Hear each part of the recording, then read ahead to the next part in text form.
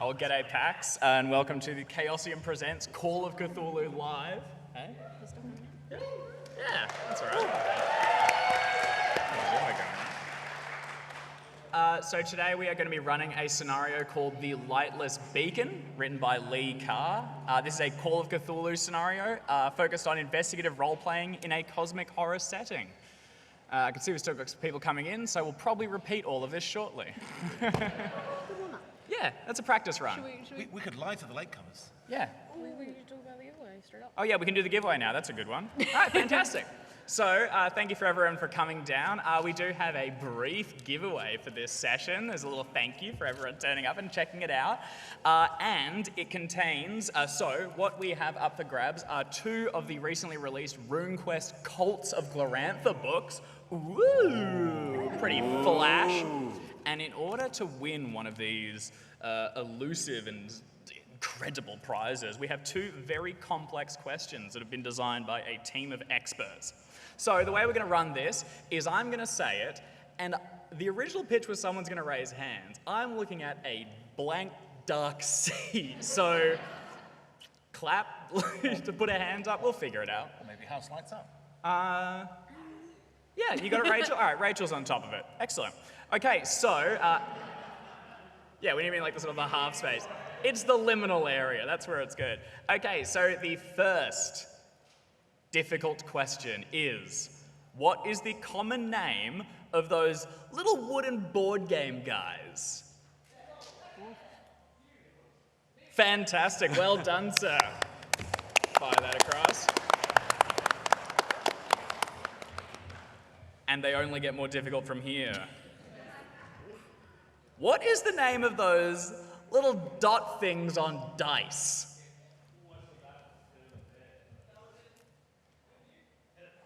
Nicely done as well. Oh, terrific content.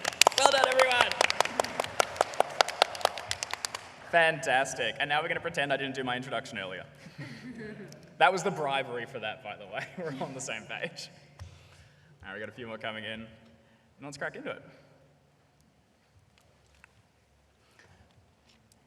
All right, so hello PAX and welcome to Chaosium Presents Call of Cthulhu Live. Yeah! Fantastic. We are running a scenario called the Lightless Beacon, written by Lee Carr. This is a Call of Cthulhu scenario. It is also available on the Chaosium website if you watch us play and want to check it out yourselves.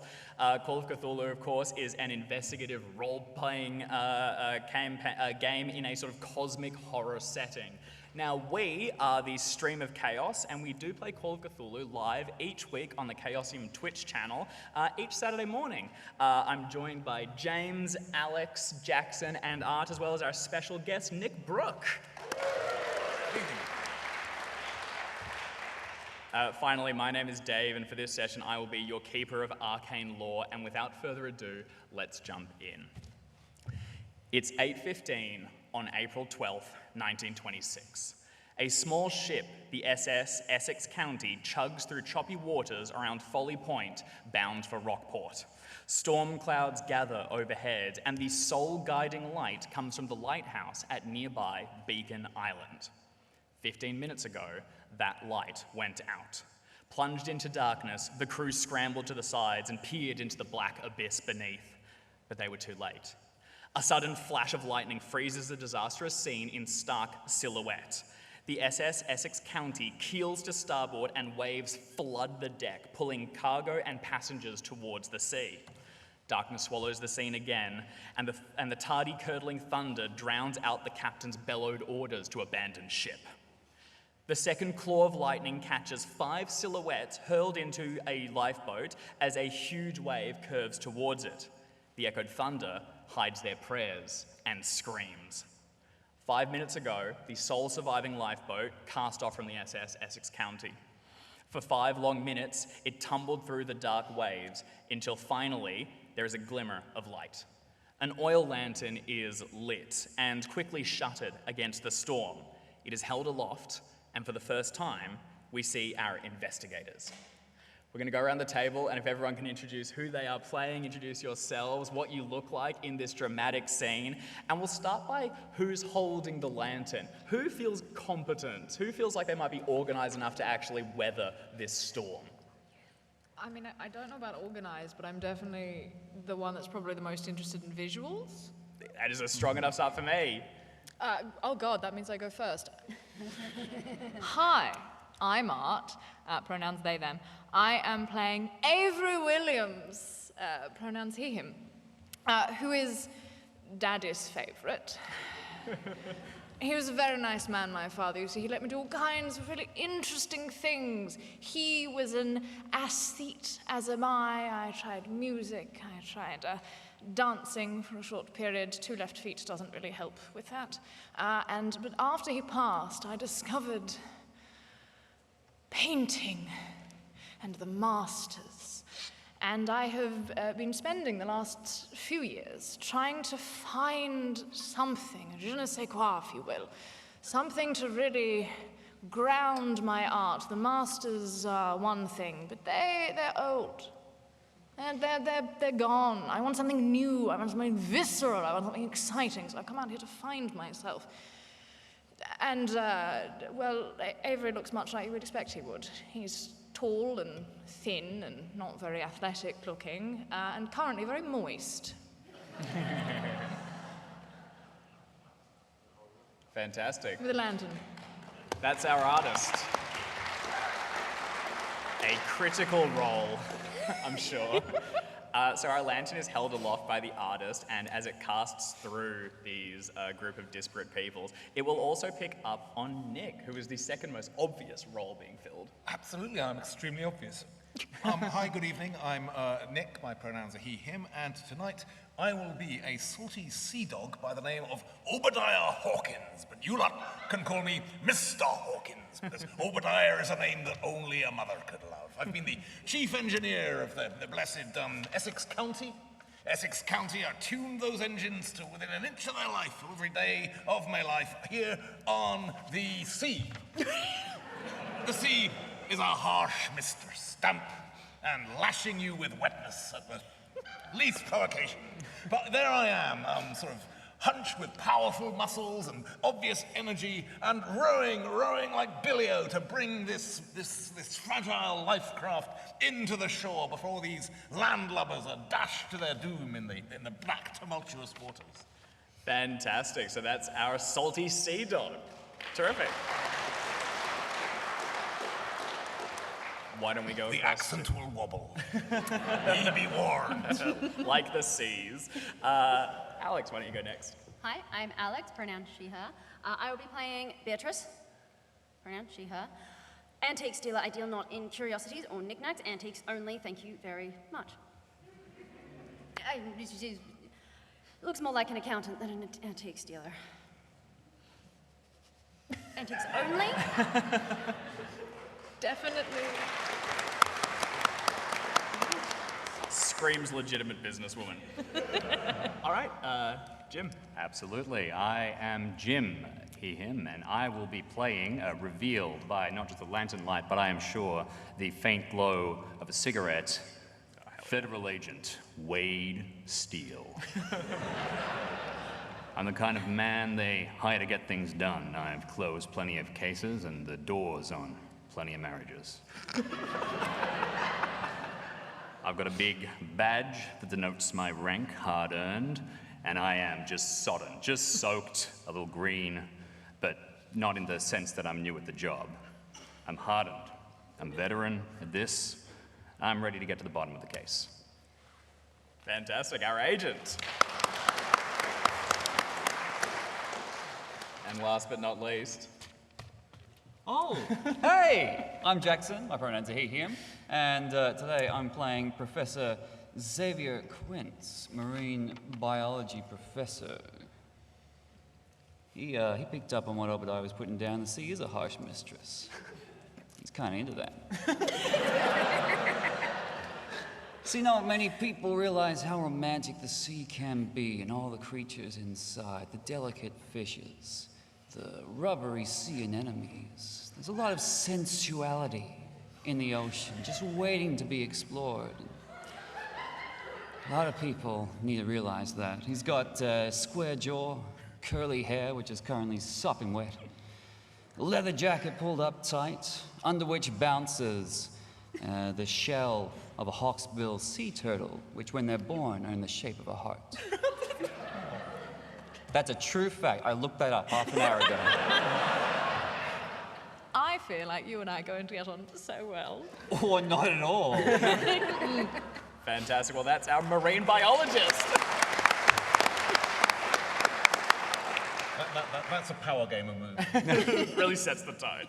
All right, terrific. So as the waves roll through the ocean, casting the small lifeboat back and forth, you occasionally hear yourself being buffeted against the rocks that lie underneath the ocean. It is heavy clouds overhead, and the rain is just beginning to drop down around you. It is a new moon and almost pitch black. You're struggling to find the now dead lighthouse in the darkness, and I'm going to need everyone but our mechanic, who's focused on rowing the boat, to make a spot hidden roll. And this will be our first roll of the evening. Luck.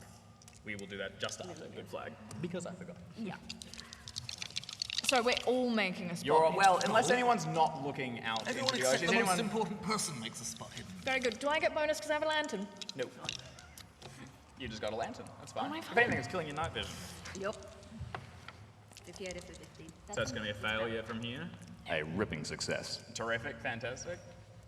Absolutely not. Okay, all right. This lantern is killing my night vision. So the three of you are more focused inwardly, making sure that you don't go keeling over the side. You are being thrown back and forth. This is a very dangerous position to be in, but it is the detective, the agent, who manages to look out into the darkness and see the way they're going. Now, was that a normal success, James? That is just a regular, yes. Okay, all right. With that, you're able to see some of the shapes underneath the water. It looks as though there was a previous wreck in this section of the ocean, and it lies in between you and the beacon, not too far away. You are able to call this out to the mechanic, who can now steer the boat and try and maneuver it around. I'm going to ask you now to give us a pilot boat roll. Aye, aye, sir. Piloting boat, 51, and I roll 31. Oh, 37. Nicely done. That being underneath the skill is going to be enough to pull the whole thing around, and even in the darkness and the choppy waters, you carve around to the side and bring it in towards the shore. Now, as the lifeboat punches up onto the sandbank, you can immediately see that there is thick thickets of woods all around the area. It looks as though this side of the island is not immediately inhabited, but there is the silhouette of some buildings in the distance that you will get a chance to look at shortly after. As each of you disembark into the sand, you'd be keenly aware that the boat that you have come in is not capable of long-distance travel. It's been dinged up, it's been broken, and the oars that you brought in only barely got it to this area. I was a bit too strong with the oars. That's exactly it. Wait, Just a sorry, little you bit too much said power. it's dinged up a bit. Heavily dinged. So it's a dinghy. Yes, that is exactly it. We're doomed. I don't know how you did that, but you're right. I'm an artiste. I don't know either. At this point, there is another flash of lightning that lights up the sky, and for a moment, the entire island is cast in brilliant illumination. You can see this stand of woods that surrounds you, and through it, a small meandering path. On the other side, a number of tiny little buildings, sort of things that you'd expect to be like outhouses, sheds, pieces like that, and then beyond it, the tall lighthouse itself, now dead, and at its base, a tiny cottage where the owner-occupier would stay. As the lightning falls away and the thunder rolls across the area, you do notice for just a moment that just near where you have stopped, there's a bunch of like fishing equipment that's been hauled up to the side or cast in by the sea as it rows away. Thunder rolls and the rain begins to pour down like buckets around you. I will pass it to the five of you to decide what you would like to do. I don't want to sound single-minded and obsessive, but is there a boathouse on this beach? No, the dock that you've pulled up next to as well appears to be severely damaged, not just in the storm, but through long period of disuse. Not a collision. No, Good. that's right. So the only way how are we getting off the island? We're on it now, which is great. I'm very glad that we're on land again. Sorry, Mr. Hawkins. How do we leave? How do we get to the land that continues and doesn't end up... It's very small. Usually in a boat. Right. We've got a boat. No, not a dinghy. Is it... The boat's been dinghied. I see. Well, okay, then how do we need to... Do we get off? If there are no lights on at the lighthouse, someone's gonna have to come and save us eventually. Look, be all that as it may, the first step, we gotta get to shelter. We can't be out in this storm. It's dangerous, and we should get somewhere safe. It We is should very head to the lighthouse. It is very striking. What, the lightning? Yes, but also, the storm. It's very visceral, Lightning can be particularly striking under certain circumstances. We should get inside. Right. To the lighthouse, Okay. if there is such a thing. You said there was a lighthouse, There's a didn't you? great big lighthouse, yeah, Does absolutely. that look like the most structurally sound object on this island? Oh, they're built to be incredibly structurally sound. Great. Yeah, that's I'm absolutely... probably halfway up the beach by this point. Okay, yep, you can look up and see Beatrice already pushing her way through the rocks and sand towards the lighthouse itself. Now, you have very limited light, so I want to clarify that you, Avery, are carrying the lantern at this moment and have the most to look at. Now, pointedly, you're not traveling with Avery, is that right? Correct. Yes. Is anyone else pushing ahead, lingering to the side, or remaining in the area? Stick with the group. Stick with the lantern. Back up. Okay. Off we go. In that case, Beatrice, as you continue forward a little bit further away from the others, finding what you believe to be the natural path through the area and kind of picking through it in the darkness, the thickets of trees around you just swallow your vision. You can barely find your way through. In the distance, you know there to be the structures themselves, but you cannot make them out. At this point, I am going to ask you to make a luck roll, and to do that, we'll each need to generate our luck scores to begin with. So can you all roll 3d6, multiply that by 5, and add it to your character sheet. And this is the resource we will be aiming to drain throughout the scenario. May I? 6, that's 30. Okay, that is not great. Oh, you don't need luck for Call of Cthulhu. No, you want it low. So that's a 15. 75. Okay, strong start. Has to go somewhere. And Alex, I'll then ask you to make a luck roll for me, please. I rolled it before we started because I know the rules, and then you said do it, so I did it again to see if I got any better. I cheated, Dave, That's and I fair. feel terrible about it, and I've admitted it now. Did you I at think least... I think I deserve brownie points for admitting I'm cheating. No, I don't think you're going to get them. Did you at least take the higher roll? I got the exact same. This is not going to go well for me. Oh, yeah, no, I actually passed that one. Okay, that is a Yay. success. As you're pushing your way up along the island, suddenly there is a divot in the road, and you stumble through it, but you're able to get out the other side. As you continue on, and as the others' lanterns pick up across it, you will see what looks to be a row of tracks running through the trail, where it appears something has been dragged across it, heading towards the thicket of woods on the eastern side. Drag, like a boat-sized thing? Like someone dragged a boat? Much smaller than that, but heavy, whatever it was. Like a trunk? Like a robust person. Possibly. You could remain and study them, or you could push on. It's very wet. Pushing on. A lighthouse seems like the best bet. I prefer not to be moist if I can avoid it. Okay. You hoist the lantern back up, move around the tracks left in the side, and head towards the lighthouse itself. Now, as you emerge on the other side of the thicket, you'll see there are a number of small buildings here. You would expect these to be things like sheds, places where supplies would be stored, outhouses, there'd be an outdoor shower, pieces like that.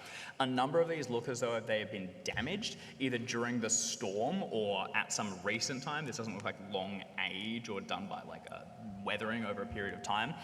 The roof of one looks as though it's begun to fall away, and the doors of two of them have been opened and left ajar. As the wind cuts through the air, they bang against the sides. Heck. Now that you're closer as well, you can see that the lighthouse, the cottage on the lowest level, has one light on the lower, the cottage section itself, although the beacon is dead. Well, if there's somebody home, we should definitely go and knock. I would like to take the lantern to the cottage and attempt to knock on what I hope is a structurally sound door. Okay, reasonable. I'm only definitely thing trying to to get in first. I Heading would towards like the cottage? to get in there as soon as possible. Thank you. I might hesitate for just a second. I am a federal agent. I expect people to help me because I'm such a nice guy. I was going to say, we don't necessarily want Mr. Williams here to be the first person they see. They may close the door. Quite possibly. I was going to say before I head up to the cottage, could I give a quick yell of, is anybody there? Hiding behind the door, is anybody? I'm a federal agent and I need help, please. Who are you calling out to? Towards the cottage or towards the small buildings nearby? Towards small buildings. Okay. Go ahead and give me, I could see a persuasion roll to try and coax someone out. All of this is being bellowed over the pouring rain, so you have to put a bit of wind in it to get it out. Could I give you a credit rating? Would that be okay? Something that would be my standing as a very wealthy credited federal agent. well, reputation. Yeah, it's a little hard to justify because you can't really prove it to them from That's here. true. I think this is just on credibility of charisma. At Well, this point. dang. Nice I'll go try, for though. it. And the cottage has the lights on? Yes, on the, only one of the rooms, it looks like, on the lower level. lights. Yeah. That's where I'm going. If you watch our stream, you can tune in any time, because every 10 minutes I ask Dave to repeat something he said 5 minutes ago. It's very accessible. I didn't roll a fumble. Okay, well that's good. That's a strong start. Well, like you pause for a moment to call out into the darkness and the lashing rain, trying to get attention from anyone. The doors continue to slam, and there's no sign of movement inside the cottage itself. As you do pause, though, sort of standing here and peering out, watching as your companions head towards the cottage, the front door of which is still slightly ajar, you can't help but shake the feeling that there's something moving in the undergrowth, the thickets behind you. Now, it could just be the wind cutting along and through it, or it could be something shaking those trees and coming closer.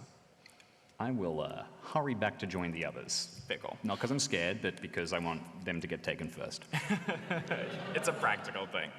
Okay, heading towards the cottage on the lower level, you kind of come around the side of it and towards the front door. You can see that there's a number of small windows, many of which that look like they would be shuttered during heavy storms, but none of which have, and most of the glass panes have been broken as pieces of debris were thrown through them. Oh, they should have battened down the hatches. This is just seamanship 101.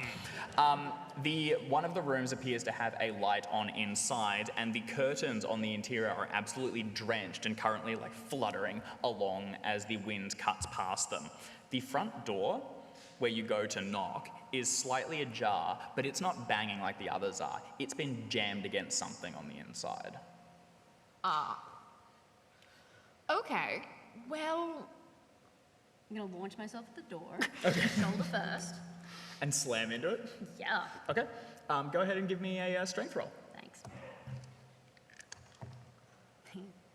17, I don't know. I think that's a hard That's success. a hard success. Well Thank you very much. Beatrice, displaying her strength, levels her shoulder towards it and slams against the door. That's 55, by the way. Oh, Not big. Okay, so small but strong.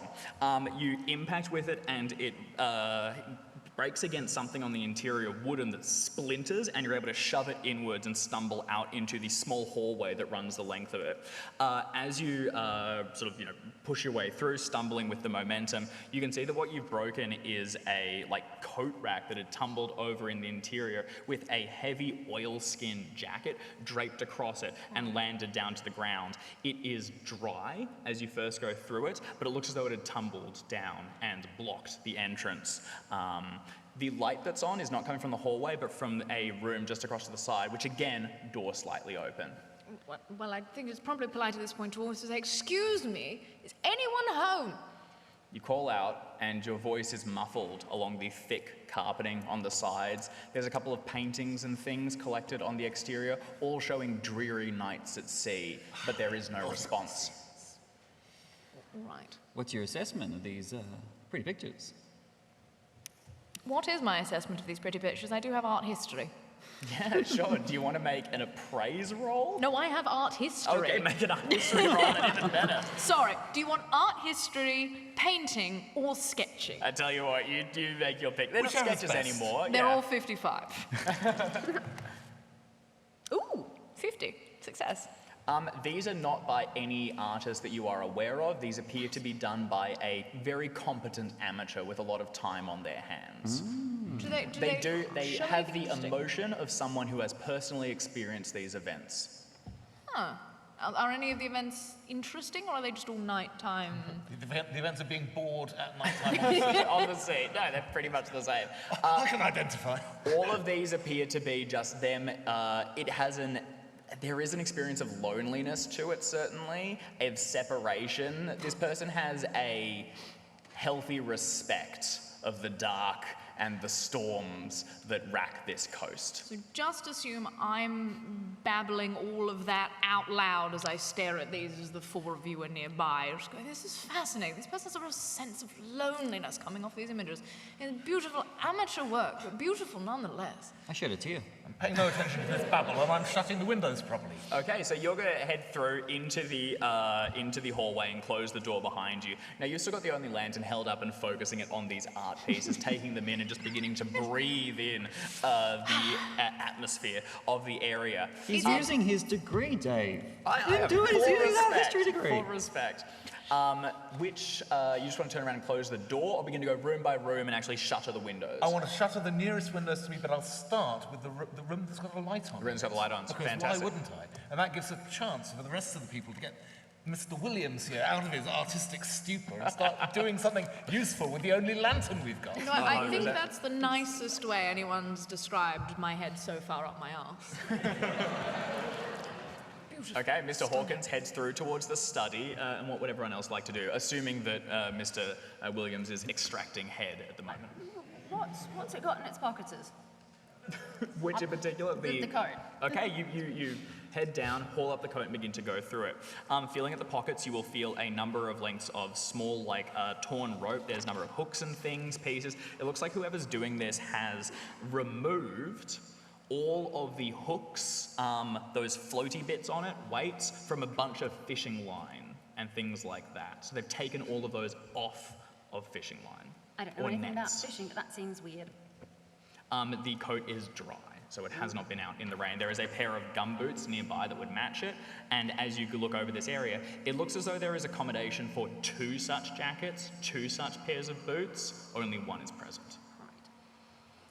I was a little disconcerted by whatever I saw moving before, so I'd like to hang by the door and just keep an eye on what's outside.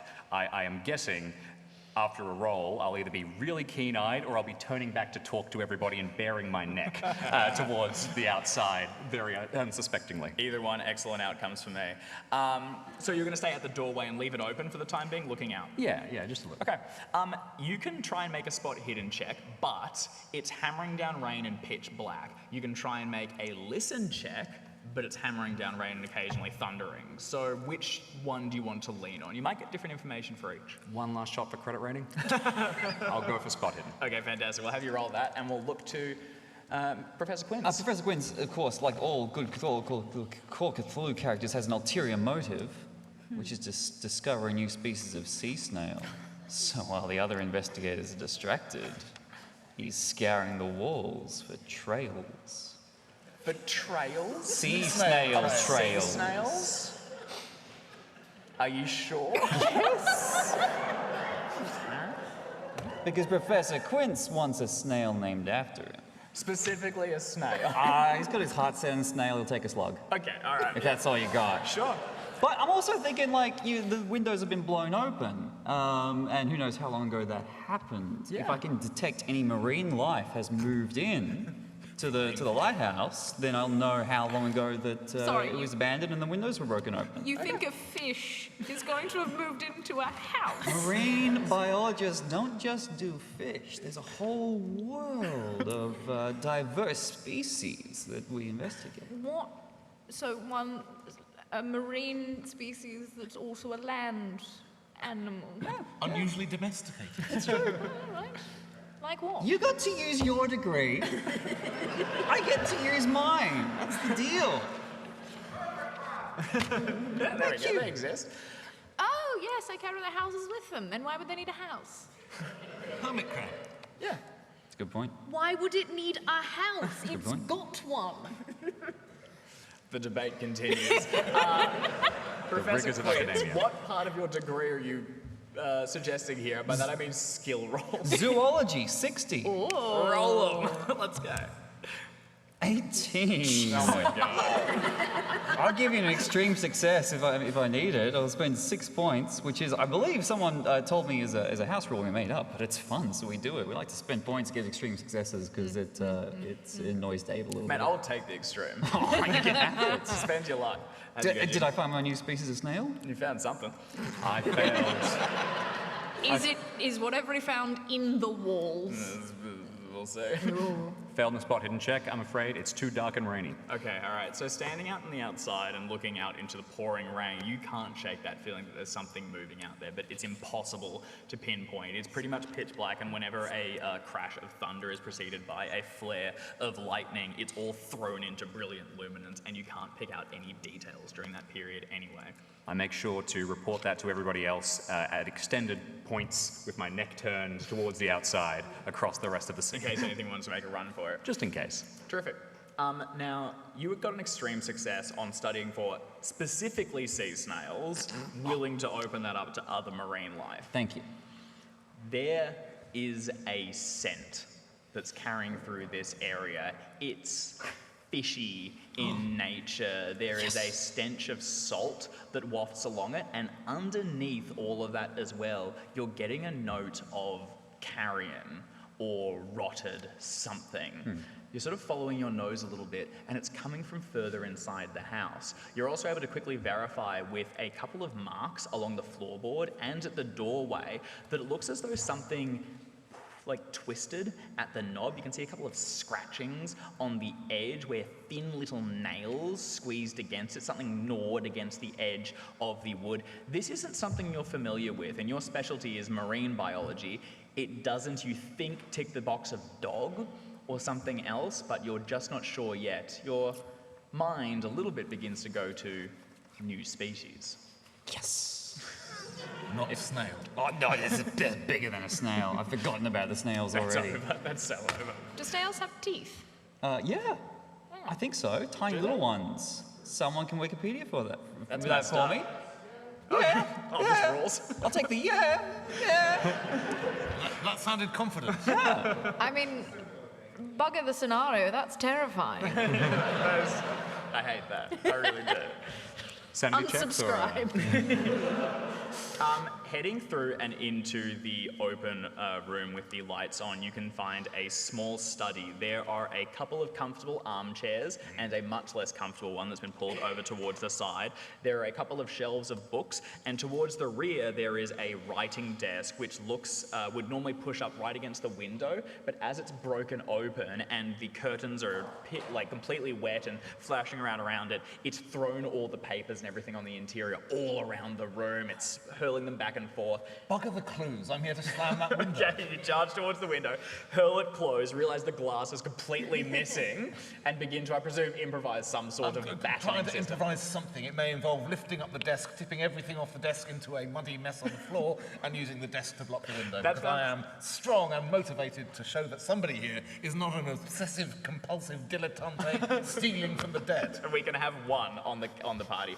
Why don't you go ahead and give me a mechanical repair roll to begin to lock down this room, prevent the wind and wet from getting inside. My forte. You will also notice, as you go ahead and roll this, that the lights are on this room, implying on some level electricity is working. They have power to this area. The beacon is just out. That's a 55 out of 70 because I am good at mechanical repairs. You are really good at mechanical repairs. You're able to break apart sections of the desk, push it up against the side, and using your trusty wrench, connect it all together. Everything is shipshape. There is no longer water coming into the room. Everything is progressing We will not according to sink. plan.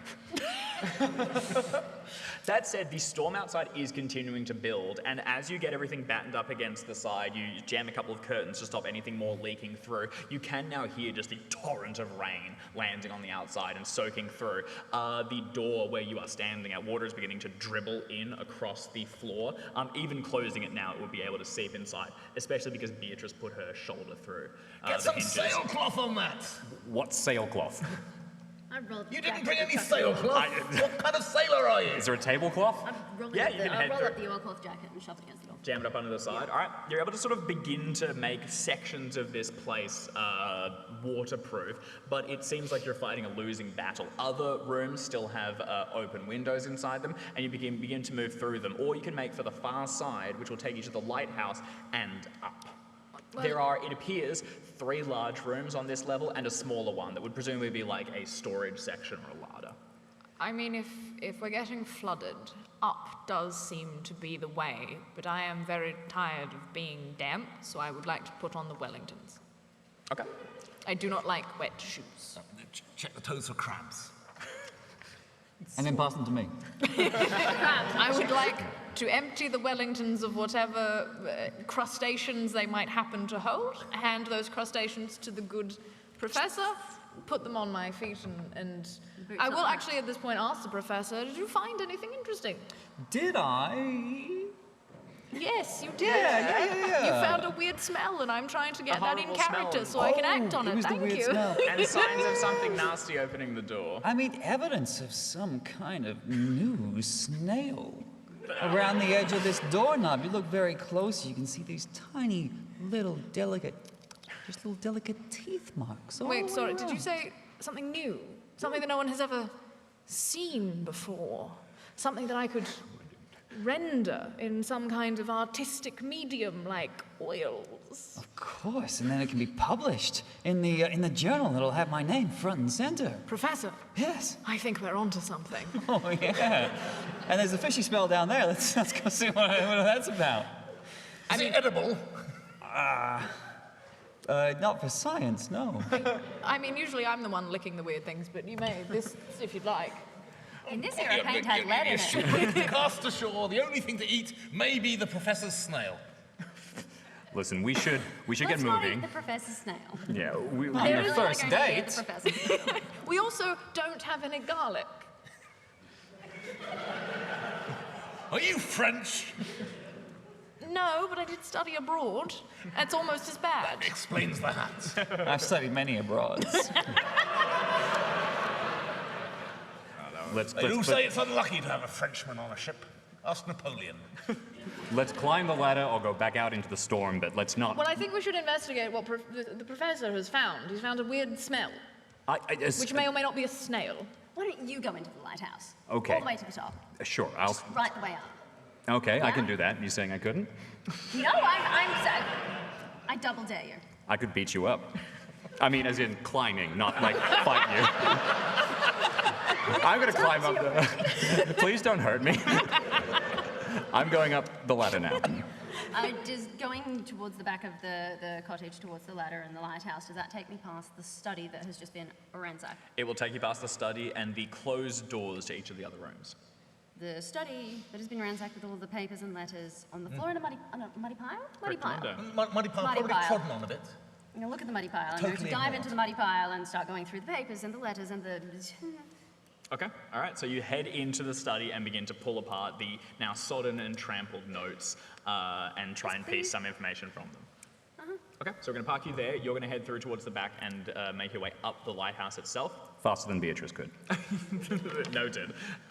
Which direction is the fishy smell in the direction of the lighthouse, or is it in the direction of one of the other rooms? Lighthouse. Great. So we're going to the lighthouse as well. Okay, fantastic. Full suite. Well, one exception. Yes, because I'm concerned about the food situation. Okay. Immediately after being shipwrecked, the sailor usually worries which of his comrades he will have to eat first. So I'm going to check to see if there is a larder here in the room that you said might be a larder, and if there is, if they have a good supply of hardtack or ship's biscuits or other such. Because otherwise I'm going to have to start sizing people up. I mean, if it helps, I am size 70, but my constitution is 40, so I am wiry. Perfect chewy. A strength 45, I'm all string. I've got a skill called delicious. Gonna cross that one out. Looks like it's back to the professor's slug. Perfect. All right, so 3 of our party are heading towards the back of the lighthouse, opening the door and beginning to see the tall set of stairs that spirals up to the highest section. Probably worth mentioning that the 3 people going to the lighthouse are the ones with the lantern. Yes. Great. Now, there is the making- light on in the study. Yeah, electric light, and then that means my plan is now an idiotic plan. Yep. And so instead I shall follow the people with the lantern. I will say, you do see a light switch. I turn the light switch. The light- After making sure that the circuit is electrically sound. It does appear to Would be. one start any explosions now? It does appear to be, and the lights do come I shall on. dramatically throw the switch. You throw the switch, and the larder is plunged into brilliant luminescence. The inside appears to be well stocked and with enough supplies that That's a one relief. could last about 6 months, if necessary, isolated on the One the could island. last 6 months. Yes, and 2 could last 3. That's right. Yes. Okay, I don't think we'll be isolated that long. Alarms off, false alarm. All right. Ixnay on knowing the our aneurysm luck. K. we'll be dead within 24 hours. If Just we don't know that yet. So I think we'll be fine. The nearby room towards it, to the other side, has a kitchen as well, which appears to be well stocked. I think you mean a galley. Yes, sorry, a galley. Oh, it is on land, but yeah. We're committing at least. Yeah, there is a landlocked galley, which has in it everything you would need. There are cooking implements, things like that. There is a small table, and towards the back, in the sink or the trough where dishes would be washed, you can see a canvas sack or something that looks as though it was filthy, covered in mud, partially submerged in water. I'll ignore that, that's not interesting. And then I'll start going up the spiral stairs behind the people who went up first. Turn at it, look at it, go back the other way, close the door, head towards the lighthouse. Okay, fantastic. So everyone is heading up the lighthouse. It is a long way up these spiraling stairs, and they echo underfoot as you make the ascent. Outside, you can hear the wind carving through. The limited windows on this section are much smaller and more secure, so none have broken, but they look out into only darkness and the occasional flash of lightning that throws stark silhouettes over all four of you and then your shadows in profile against the wall. Your footsteps echo as you continue up towards the highest section and find a hatch that you'll make your way through. But first, we'll cut back to Beatrice, who's beginning to go through the notes. Can you go ahead and give me a library use skill? I think it's the most appropriate, unless if you have something else you'd like to pitch. Nope, that works. Okay. Oh my god.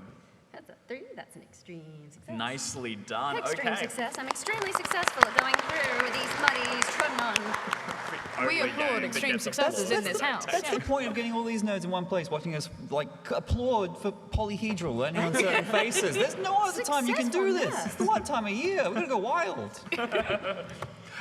You begin to go through each of these journals and things that have been torn apart. You're looking at a bunch of different things. One is basically a correspondence, letters that he's sent and received, this being the owner of the lighthouse, a man called George Cassidy.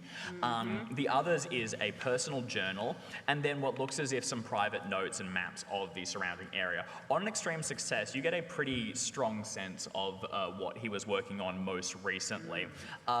He is sending correspondence to every antiques dealer he knows, every appraiser he can get in touch with, because Mr. Cassidy has found a number of curious artifacts out in the ocean nearby. Some have washed ashore and others he has dove for. Yet more, you get the sense he has laid nets out in the area to try and dig for and catch. Now, he doesn't have many of these, but in one of his letters you see a small drawing of a gold coin about the size of an American quarter. Emblazoned on one side is an obelisk, and on the other, a series of strange runes. That's hecked. Do I recognize, have I come across anything resembling that previously in this career or my last?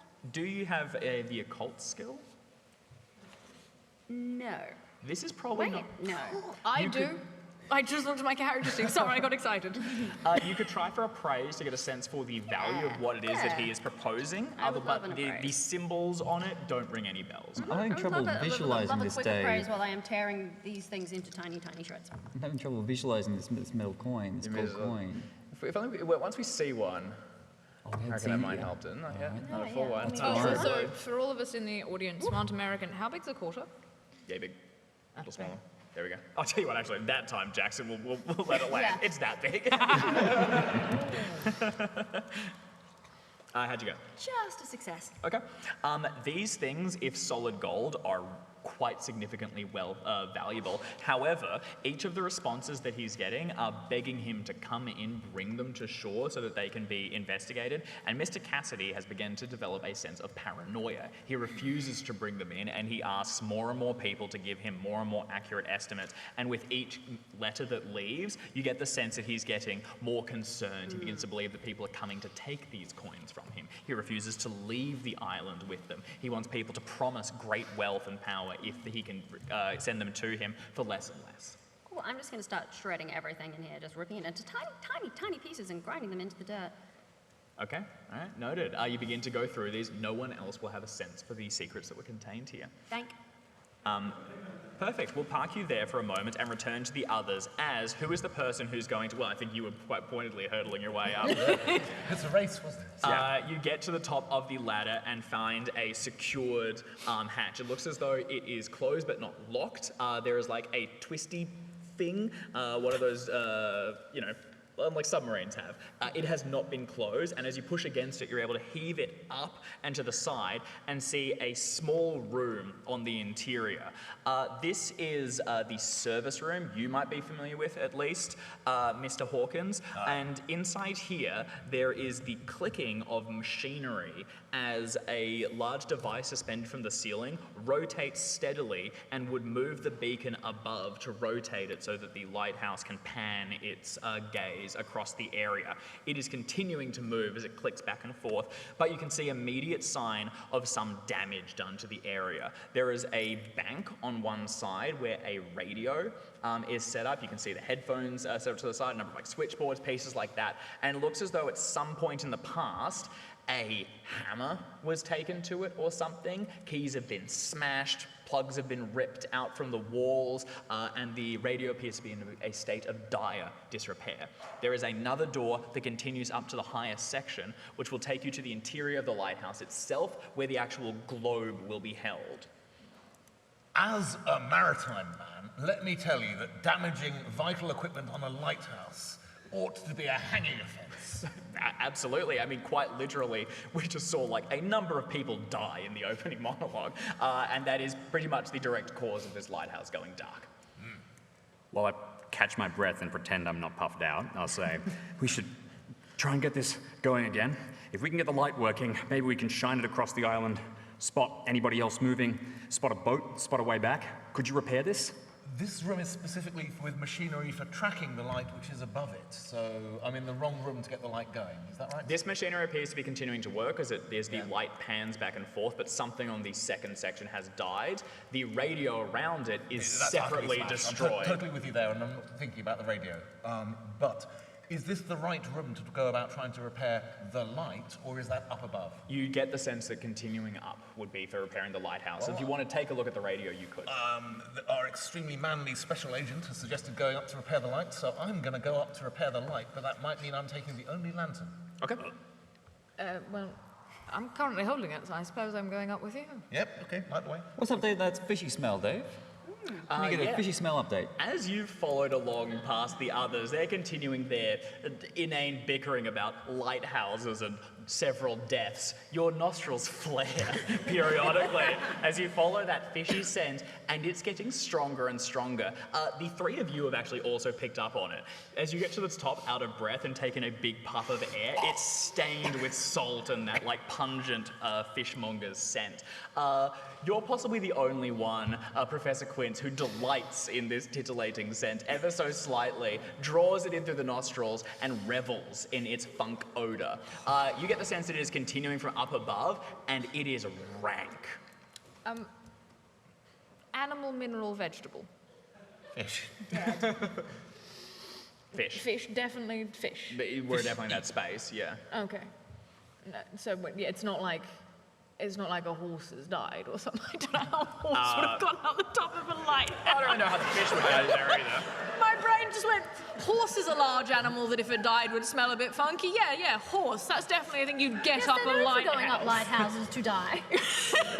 Very small horse. I mean, to be fair, if you get a horse up a lighthouse, it's not coming down again, so it would die. So if you've lost your horse, find the nearest lighthouse. You can bring food to it. They've got a well-stocked larder. It's not impractical. Yes, but that's more than one man. Will the owner of an impacted Clivesdale please move? Sorry. We'll go as a team. If anyone wants to look at the radio, do it, but make it quick, and we should keep going. If we can get this light going fast, we could try and get out of here before the storm picks up too much. Okay, everyone's ascending to the final section. Is anyone remaining in this room below, taking in the radio or looking around the area? You do only have the one lantern, and the lights up here do not work. Yes, I was going to ask if they turned on, but that answers that question. No, I think if I'm going to hold on to the lantern, I like seeing things. I'm a painter, so I'm going to, and also just, a human I like seeing. It's a useful So skill. I'm going to hold on to the lantern for dear life. I don't think if anyone tried to take it off me, I don't think I could really stop them. I'm not that strong, but I could try. No, but we're very happy for you to be the first one up into the next section. Good, eh? Okay. One step at a time, Avery begins to take the final set of stairs. This doorway is, like the first, open, but propped against something on the interior. As you put a hand against it and heave it inside, you see a small room. It's only a few paces wide at the furthest section, and the center of it is dominated by a large globe, which is what would actually illuminate and power the lighthouse. To the rear of it is an immense mirror, which is continuing to sort of rotate around as it clicks through places. There are a number of panes along the outside, which would look out onto the surrounding area, and a rail on the exterior. Two of the panes have clearly been broken. It looks as though something has been propelled through them. And on the ground are a number of collapsed figures. One of them is small, and at first in the darkness you can't make out what it is, but it seems to have been pinned on the underside of the rotating machinery and is now leaving a smear along the ground. There is another small one just by the door as you push it inside, and then there are two collapsed, taller humanoid figures, one face down on the ground, with a large sort of yellow jacket and hood up so that you can't see any of their details. And then on the other side, there is a figure leant up against the glass, staring right towards you. He's a wild-looking man with a thick, bushy beard that curls all around him. He's dressed in what looks like nightwear pajamas striped across it, although they've also been splattered by blood. And he currently has latched onto the side of his neck one of the small figures that you've seen in two other places inside this room. They are fish-like creatures, about the size of a small terrier, with these curled over velociraptor-like forearms, powerful back legs, and a dorsal spine with a number of spiked tips. The mouth is lamprey-esque and has latched onto the side of this man's neck, and as he sort of slowly blinks at you and you see flushes of red along the sides of his eyes, the thing sort of swallows against it, and you can actually see his skin pucker and begin to pull into this creature's mouth. I'm going to need you to make a sanity roll and everyone else to immediately follow with one as you step into the scene. Well, I'm downstairs. if I Except may, yourself. I think the first thing I would say, regardless of how this goes, is go, Professor, I think I found your fish. Hot damn! Oh, that's not too bad. Well, for some reason, no, I know why. Powerful personality. My power is 60, which means my sanity is also 60. So that's Nice. a 34. Well done, so that's a success. Yes. Nicely handled. How does everyone else do on sanity rolls? I'll be probably next up.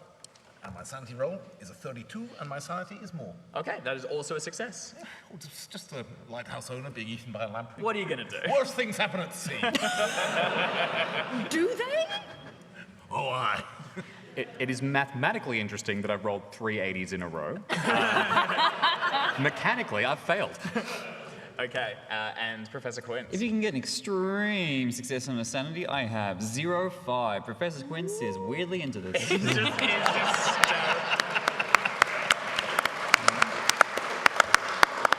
Nicely done. All right, everyone that succeeds is still going to take a single point of sanity loss. And for steal, you're going to take a D4 plus 1 for taking in this gory tableau. I knew there was something fishy going on in this place.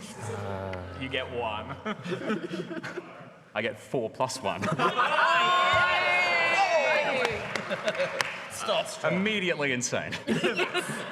All right, Temporarily. we're going to get a sense for what everyone else is doing first, and then we're going to roll that intelligence test to see if you're having a bout of madness. I present to the three of you. I'm all up on these new fish. Okay. You immediately push your way through the doorway and drop down. Now, do you want to take in what appeared to be one of the dead ones, the one by the doorway, the one being pinned underneath the machinery and smeared across the ground, or the one still currently lampreyed onto the man who, I will restate, is still alive, although in a very poor condition? Yeah, I'll go for the living one. Living specimen's more useful, usually. approach the man, not looking to render assistance, but to investigate the horrific parasite attached to his neck. Oh, I'll look at the wound and see if the teeth marks match on the door. Okay, all right, we're still in investigation. All right, yeah, hell yeah. Okay, you head towards that, crouch down and begin to inspect the teeth, the painful area. All the while, this man and his wide eyes track you across the room, see you get closer, and then stare at you as you begin to study the area and prod at this strange fish-like creature. Avery and Hawkins, what would the two of you like to do? This is no time for repairing lights. Up to you. This is a time for humanely stunning a very large fish with my very large wrench. Okay, all right. Sorry, No! Professor. No, you It's the way it's can't! still chewing at his neck. Oh, I it's can't awful. abide it. It's no way to go. So I'm going to strike it very hard on the head with my wrench. Okay, so Professor Hawkins, sorry, not Professor Hawkins, Mr. Hawkins, Professor Quince, he's stepping towards it, hoisting the wrench and intending to do harm to your pet science project. This is new species. You can't kill it. Look at it. It's just a tiny little precious thing. We don't know how many there are. Never been seen before. I think you'll find I can kill it. Could we maybe get it off this gentleman first? Would I make it Can I just... If I can, I would love to roll to... that one again, Forrest Jackson. Can you do it in slow motion? Phone ringtone. Thank you. You wrap your two hands around this cold, scaly exterior. Its forearms react to it. One of them claws around your fingers, and you can see its hind legs padded into the chest of this man with long talons digging into his chest. As you wrench it backwards, the entire neck begins to twist around towards it, and you can see something he's doing is liquefying the insides, so they good. sort of sludge and gurgle down the side. If you try and dislodge this creature by just wrenching it, you will kill this dude. All right. I'm going to try to relax it first. You're going to sing to it? Hey, No, I think he's going to stroke it. how you doing? Oh, you got your belly all full of blood? That's good. Look at that big full belly. I don't know which You I ready? want to hit more. Ready to let go? Go to bed now? Okay. Can Come I? on. I know this is a long shot. Yeah. I do have natural world and I do have first aid. Can I render this insane man assistance? Sure. In a way of I'm trying to help.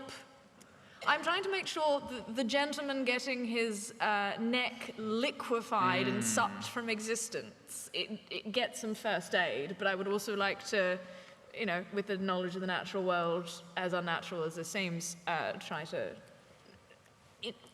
I'm trying to help.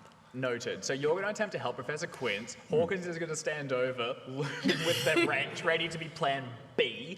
Plan C. And what are you doing downstairs? Well, and then we're I'm going to resolve I'm Jim's. coming up now. Okay, so you're going to make your way across. Now, Ideally. sections of this are going to be in pitch black. I'll do my best. Okay, all right. You head out of the study, hands along the walls, and find your way to the, well, there's lights on in the cottage. Find your way towards the stairs, and then feeling along the exterior, begin to Carefully. trace your way up. It takes you a little while, but soon you'll begin to hear over the lashing rain the sounds of the confrontation. Well, not necessarily confrontation, whatever it is that's happening up above. You'll get a sense for that, and if you want, Alex, you can break into a sprint. We will have rolls at that point. Oh, yeah, no, let's go. Okay, all right. Can you give me a dexterity Fall test as down you begin the to stairs and break my scramble neck. up the stairs and go as fast as you can? No, I'm good. We good.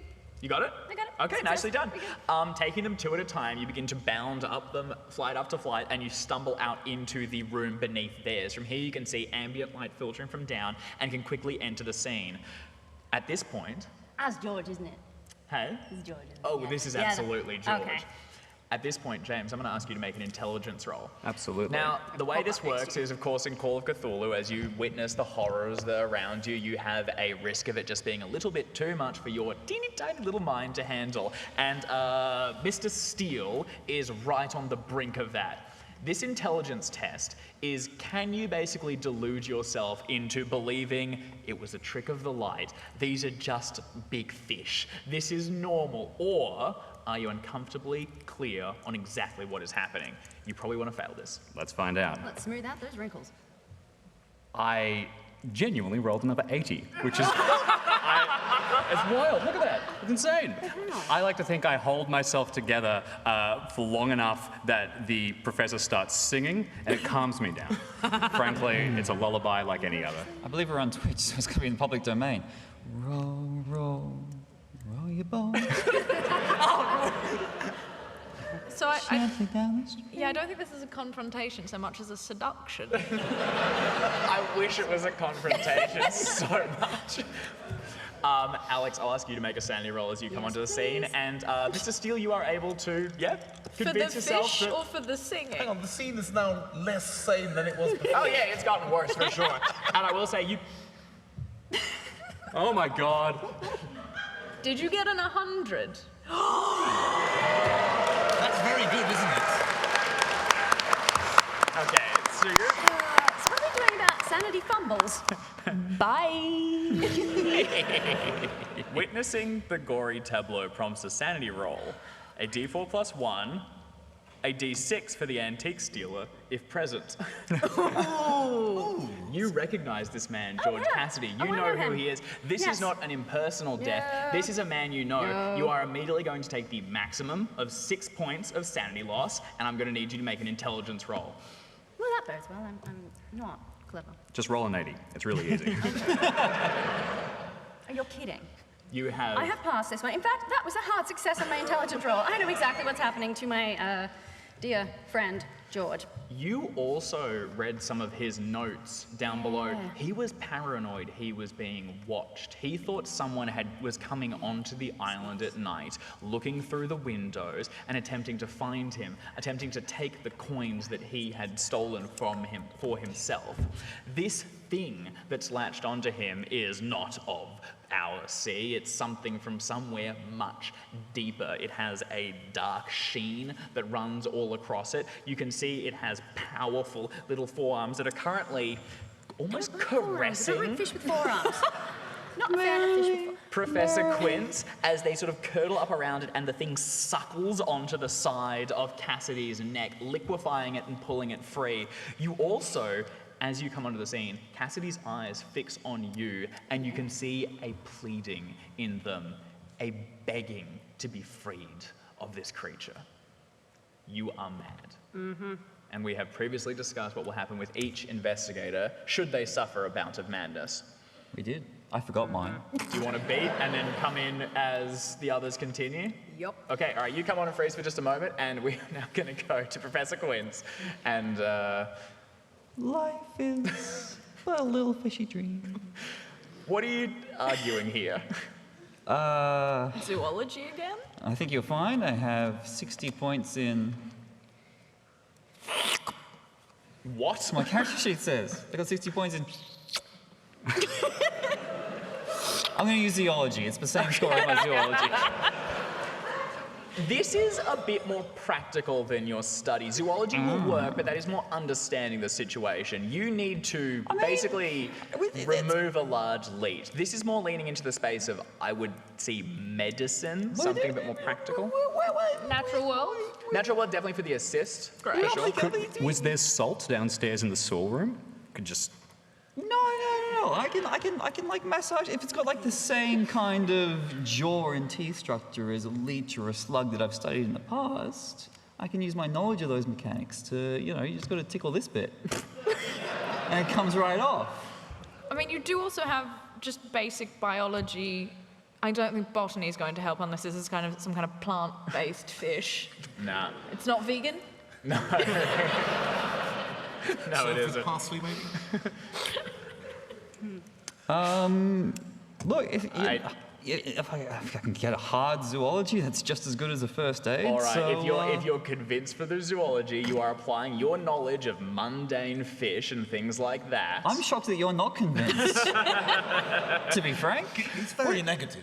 A little bit. Okay, all right, let's bring a bit more positivity back. Jackson! Hey, Dave. Please roll zoology to massage the horrible creature. I'd love to. And thank you for the opportunity. And take a frickin' bonus dice from the assistance of the artist. Standing.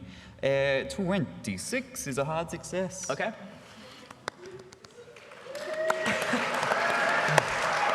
We applaud the successful polyhedral rolls. Exactly. We appreciate random numbers. All right. You get your fingers around the outside and begin to feel along it for sections that will free this man of its latching grasp.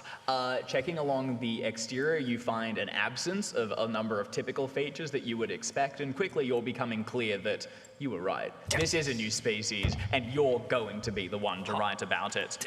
You possibly get a little distracted taking in the beauty of the creature and all the strange details that surround it, but you're beginning to sort of try and find loose points. Unfortunately, you get the impression that without surgical aid, this thing will not release from the man. Additionally, you expect it is injecting some sort of poison into him currently. There is a dissolving neck. Yes, it would. It also explains the red eyes coming around, and you expect there's some sort of paralysis that's coming over him. It's the reason why he's not screaming, why he's not running away, and is basically frozen in terror. Oh, I thought you were tickling him too. You can try to just wrench it off if you want. It's got a good chance of killing him, or you can try and go and find something like a scalpel or a similar instrument to do something a little bit more delicately. Alternatively, we do have a wrench. I do. You also, just from generally studying the creature, will get a little bit of information around it. The scales along the outside of it appear to be quite thick and would prevent damage being dealt to it. It looks as though it's got some armoring around the outside.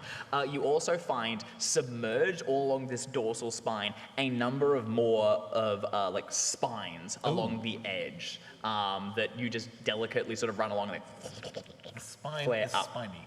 Yes, that's exactly it. Who would have thought? So I got it off, right? No, you didn't. You can try and just rip it off. You risk killing the man. It is currently latched inside. However, it is pumping him full of poison.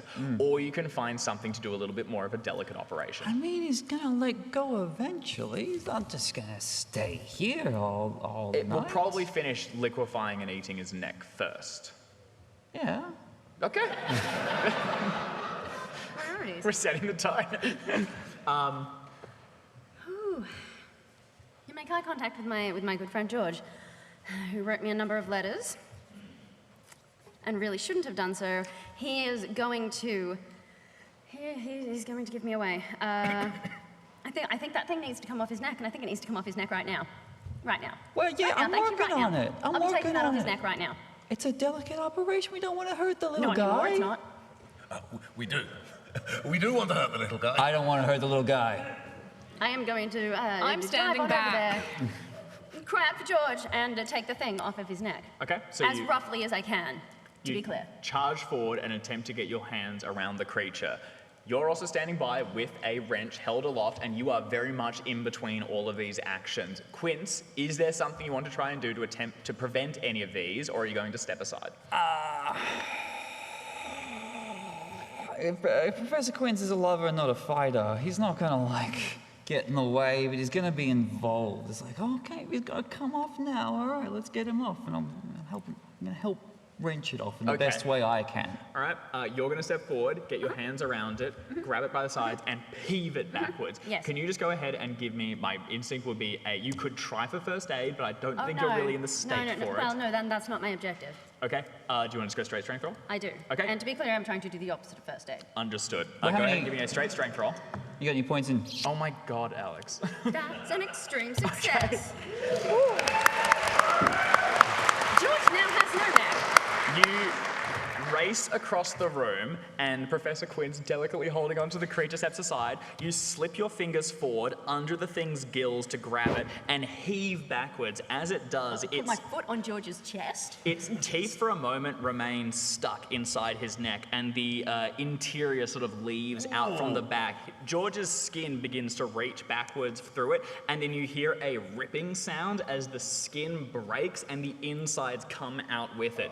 George's mouth drops open, blood pools from the inside, and a wet, gurgling gasp exhales, but soon he is dead as he keels backwards. The thing is dropped off from the side, and it immediately begins swallow down the meat that has been left inside its stomach, and it will quickly swing around and try and attack you as well. Can I like try and football punch? Like just kick it? Can I kick it? Can I kick it out? I'm going to humanely stun it, except without the humane bit. Okay, sure. Go ahead and give me a fighting brawl test as you swing your wrench towards. Do I have an advantage of any sort because it's being held by somebody else? This is being done in a state of madness. It is. I actually think if anything, you're almost in the way. There's going to be a yeah. straight roll as you swing towards it, and failure will probably send this wrench into the companion. Sweet. These things happen. These things do happen. 32 is a successful whack with my trusty wrench. Okay. Violence Not frightening solves me with a everything, kids. Don't believe what they tell you. The creature is ripped off from the side, and as it begins to suck down the meat from George's neck, Hawkins swings around and slams the wrench down onto its sort of ridged forehead.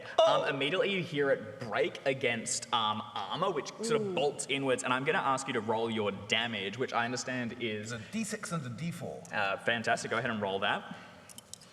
This is the damage roll. And I'm going And to... it is 6 points. Oh, shit, okay. A solid hit.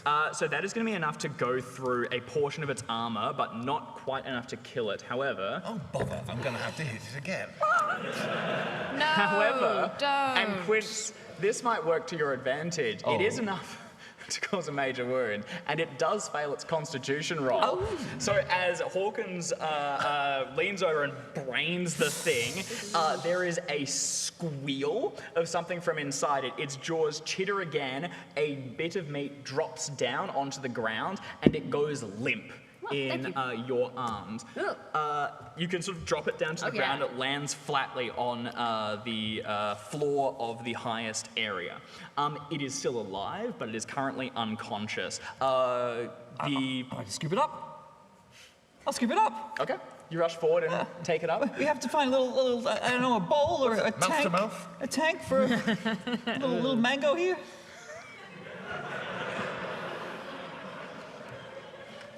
He looks like a mango, doesn't he? I want to interject briefly. I saw something darting around outside.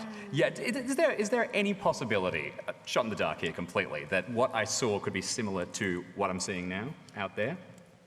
Shape-wise, maybe in the darkness. You never got a clear look. I have a track skill. Would that be something I could apply here? I can see if this might make the same sort of disturbances in the underbush. It's going to be tough retroactively, but you can go ahead and make a roll and see if anything comes to mind. The alternative would be if you can get the light working and shine it down onto the ground below you. I think for now, I just a little kind of panicked darting between everybody. So You're I'll just make thinking the of track. the past. Noted. Go ahead and make that roll. And what is everyone else doing at this moment? Looking for a tank or a bowl to nurse my little buddy back to health. Okay. Starting to fix the lights. Okay, so that's going to be... Has it been in like a moment? Has all of this happened? Like there's been a bit of a kerfuffle. It's been like a few moments. There's been a brief beat. I mean, it's been brained and Professor Quince has scooped it back up. Great. In that case, I've done a quick etching of the creepy fish, and I would like to present it to the good professor to say I think this might help while it was still breathing. You know, it's sort of strange. Anyway, it's Beautiful. You're going to show it to the fish? He's unconscious. He'll appreciate it when he wakes up, though. I'll put it in his put it in his tank. He can have a nice little self-portrait. Get well soon. when he comes to. At this point, I think the fish is mostly a danger to the professor, and I'm fine with that.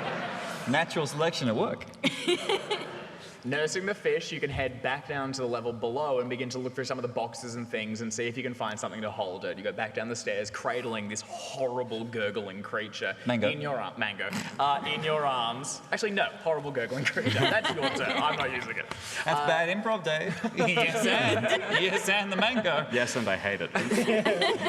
As you go down the stairs, you begin to look through boxes for something to keep the horrible gurgling creature inside. You're gonna go ahead and give me that track roll. 96. Oh my god, James. And what's your track skill? 40. Okay, so that's a fumble. You find a latch on one of the panels, allows you to open it and step out onto the railing of the lighthouse to peer out into the storm and the thickets underneath. From up here, you have a much better sense of the island, and if you can just wait long enough for that next crash of lightning, you'll be able to confirm if anything's down there or getting closer. Love it. Awesome. You want to go ahead and try and fix the lighthouse? I'm going to fix that lighthouse. Okay, terrific. That's going to be a mechanical repair roll. It certainly is. As you begin to go through some of the supplies here, it looks as though the bulb was broken at some point, and as you look at Cassidy's, well, one of his arms underneath his jacket has a gun inside it. It looks like a number of bullets were fired into the area, and one by chance or by intention broke through the globe and plunged the space into darkness. They must surely have a spare light bulb. You couldn't always wait for one to arrive from the mainland. 100% they will. You can go over there and begin to insert that. The mirror behind it has been damaged. All of this is temporary, but it should be enough to get the lighthouse up and working for a time at least. There could be other vessels out there in danger. That's why we need to repair the lighthouse. It's not for our own selfish need. I'm thinking of those in peril on the sea. A hero. We love it. That's going to be a mechanical repair roll from you. And do I get an extra dice for being really heroic while no, I'm doing I'm sorry you don't. Although if anyone else steps in and offers to assist, you might. I would like to roll a sketching check to see how well I captured the weird creature. Terrific. Go ahead and give us a sketch roll for that as you squat down the darkness. You're welcome. And I'm still crazy. I think you are, I think I'm Beatrice. still pretty crazy.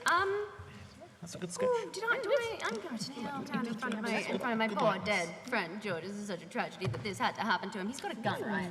He does. Great, I'm taking that. So you, as everyone else begins to scurry around Oh no, it's such a shame. and work, Beatrice squats down in front of George, and one hand goes down and finds the gun in his hand. You peel away his fingers Kept your mouth and shut. take it, and you can also see that he has in his pajamas pocket something in the little breast pocket. Taking it.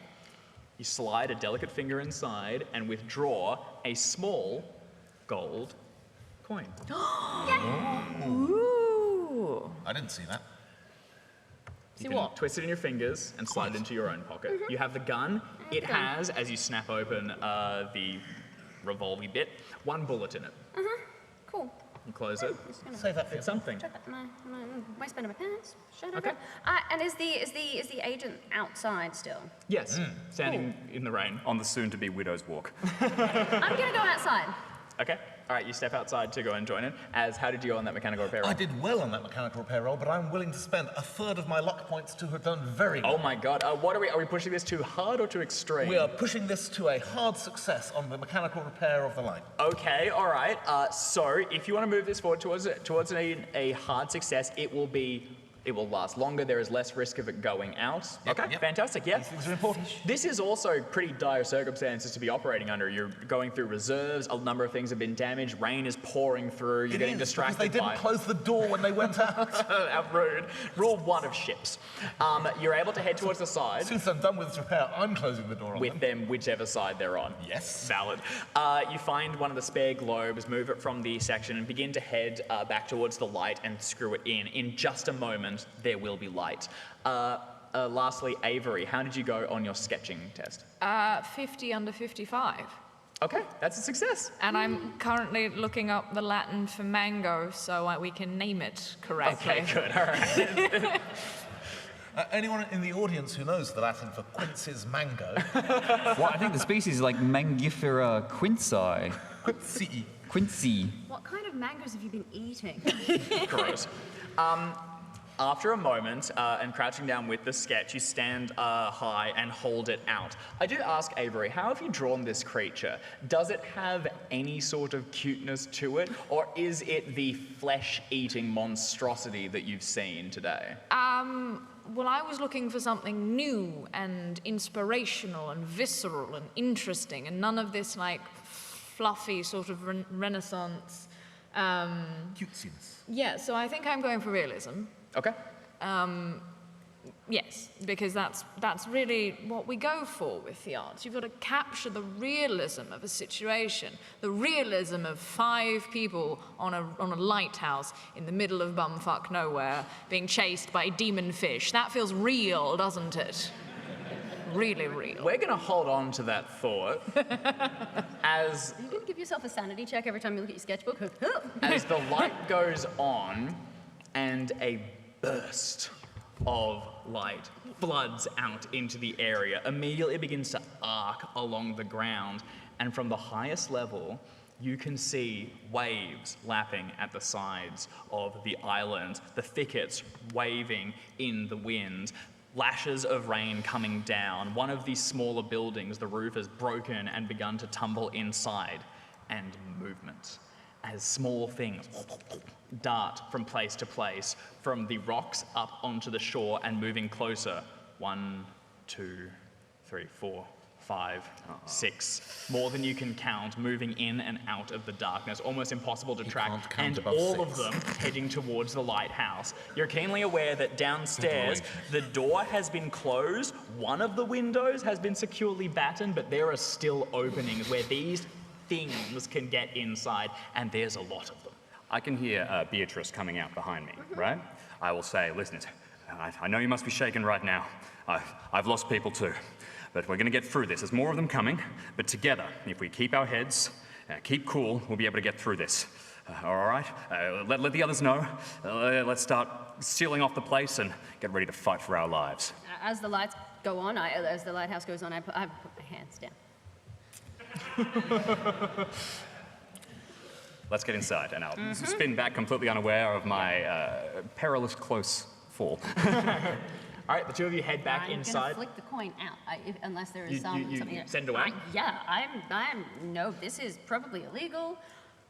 George was into some bad stuff. No, thank you. Okay, so as the agent turns back inside, for a moment you're standing out here by yourself. You withdraw the coin, put a thumb underneath it, and go to flick it out into oblivion. It has a heft to it. It's cool, even in the rain, and as it gets slick with the water, you find yourself gripping it more tightly. Just off your own knowledge, you know that this is what you are holding worth more than most of your property or other artifacts back No, home. that it's illegal. I don't know that. I'm just assuming that. We don't like to assume, do we? There's also a number of engravings along one side, the obelisk on the other. This may have historical significance. Could be That important. said, George Cassidy died holding it. Are you willing to do the same? I mean, it may not be illegal. It may not be stolen. He may have just dredged it up from the bottom of the... it seems nice. It seems fine. You fold it over, Right? Seems fine. return it to your pocket, and turn back inside to the others where Agent Steele is addressing the room. It's going to be all right, everybody. As long as we work together, we're going to be able to stop them. I don't want to alarm anybody, but there is an army of fish things coming to eat us all. Why did everyone look at me? Well, I presume from understairs the sound of triumph of yet more friends coming. Absolutely. I imagine I've got like a nice little home with a little mango Sure. here, nursing back to hearth. Well, obviously they're just trying to come back and pick up their friend. Well, then we let them have the friend, right? Absolutely. We return him to his natural habitat where he belongs, where he can swim free right. with all of his Throw fishy him off the friends. lighthouse. Lighthouse. And are we talking to Quince here or the creature? One and the same. Yeah. You have to decouple them. Fish they can fall from any height. It's a fact. They're like just really good cats. Like cats. Yeah, much better. Like the hard shell, they're fine. They're fine. You can just I'm gonna carry him gently down the hunt him. stairs. Okay. Release him back to the wild, where he belongs. At this point, I would like to turn to Mr. Hawkins and say, Mr. Hawkins, did you by any chance spot a boat? Nay, lassie, but I'm willing to try. I shall look out now that we've got the I know lighthouse light brightly illuminating the monstrous scene of fish which I haven't yet lost sanity looking at. Not yet, although we're getting to We're that getting role, there. absolutely. Good. Yeah, we have now got a bright spotlight shining on the ground as much as it is on the open vista of air and storm, and storm-racked clouds and all the rest of it. Can I see a boat? Because I like boats. So standing at the highest point and staring out towards the sea and the surrounding area, I will ask you to go ahead and make a spot hidden test to see if you can spot any of the other ships out at sea that might turn to your aid or take advantage of the lighthouse's So as not to die horribly. safety to avoid the area. Can I assist at all? Do you want to stand and look out as well? Over there. Well, I am rather struck by this vista.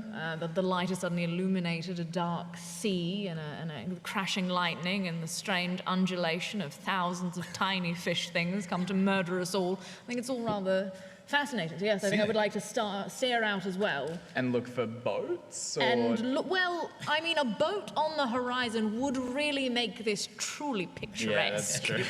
It sort of symbolise hope, really, Yes, in a way. in a way that would be, good. Or trite. How dare you? Okay, with that, then go ahead and take a bonus I'll dice. take the And bonus die. Also with that, everyone will have taken in the scene below, so I'm going to need sanity tests from everyone once more. As you can see, Well, it's a 39, and my spot hidden is 35, but if I spend 4 more of my numerous luck points, all right. I have managed the spot hidden. Okay, nicely done. Go By ahead and numerous, spend you those, and I'll mean- get everyone to make sanity rolls. There is a number. It's fewer now than it was a minute ago. You want sanity checks from all Yes, of us? please. Very good. Yes, please. Oh, lovely. I feel very safe making this sanity check because Yeah, I've we been feel on the good about sea for many years. Looking out to sea holds no fears for this sailor. Oh, 16. That's Okay, very good. so everyone that got a success will lose no sanity. You've already seen the things, and you're beginning to get an understanding for And them. for Who those of us failed? who fail, Oh no. For each of you, that is going to be a D4 at this point. And a quick reminder, if you are currently insane, every little tick of sanity. That would be for an indefinite insanity, which you haven't quite, although that might just about do it. Alex, what's your indefinite number? So you're... No, it's not on there. Oh no, you're at 11. there it You are is. actually, you are 1 off. Well done. We're good, we're good, we're fine, we're good. You are on the brink. Of just being nuts. Yes, that's right. But you'll be okay for the time being. Art, go ahead and make your adjustments. So each of you, as you fail it, take a look at this swarm beginning to come towards you and stumble back inside. You are aware that these things are small, sharp, and feral. You saw Hawkins take a good club at it, and it still survived the landing. You also think that this was in some sort of slightly blood-drunk state and didn't attempt to react and swing out towards you, but you've seen some of the power in its arms. Is For that the thing gonna moment. wake up like in the professor's arms at some point? So okay, cool. I hope so. Yeah, I really Yes, do. That's fine. Little Mango will understand the situation and understand I saved his life and be overwhelmed with gratitude. For the rest of you, you're still in control of yourselves, and the two of you peering out towards the waves will make out, just in the distance, what appears to be anchored a little ways offshore, a small little boat. It may have dropped anchor during the storm or when the lighthouse went dark in an attempt to keep itself safe. It will probably, once with the lighthouse returned, head off now. You could attempt to send a kind of message using Morse code and the lighthouse. That will be well within your repertoire. absolutely, yeah. What message do you want to send? SOS? Yeah, that's simple. I think SOS works. It's been overdone, hasn't it? SOS FFD. Can't beat a classic. Okay, so I will park you there for just a moment then, kiting and revealing the light and attempt to send a message to this boat farther out at sea. The rest of you can see these things beginning to swarm up out of the water into the thickets and head towards the lighthouse. You have moments to act. What do all 4 of you want to do? Still crazy? No, you're all right. Great. Okay. I would like to- You're Love 1 it. point off. Love but... to see it. Take Mango downstairs. Okay, so you're going to head down the stairs. That's right. For all we know, they could be like butterfly fish. They mate for life. And if they ever get lost, they swim up to the surface. They can get a better view. This is from Google 15 minutes ago. They get a better view so they can see their lost mate. And then when they see each other, they dance. They cradle. They carousel around another in a beautiful display of affection because that's how much they care about them. That's how much they were worried about them. And that's all they want. They just want to be reunited with their one true partner. All of these one true partners. There's a chance. Okay, That's you a begin good to job. make your way down the stairs, cradling Mango in the small improvised fishbowl. What are the three of you doing then? Are you racing past the professor and heading for the doors, or are you allowing him to take the lead and be the first to see whatever comes through those windows? I got a success in my sanity. Like, I'm fully in control of the situation here. Yeah. Let's be Not clear. the same thing. I'll follow down the professor. I'm not quite willing to let him go and get himself killed. Not quite willing to stop him though. I've got this really cool, unique item called gun in my character sheet. So I'm going to do the federal agent thing, follow down, take up a firing position, and get ready. I have a scalpel.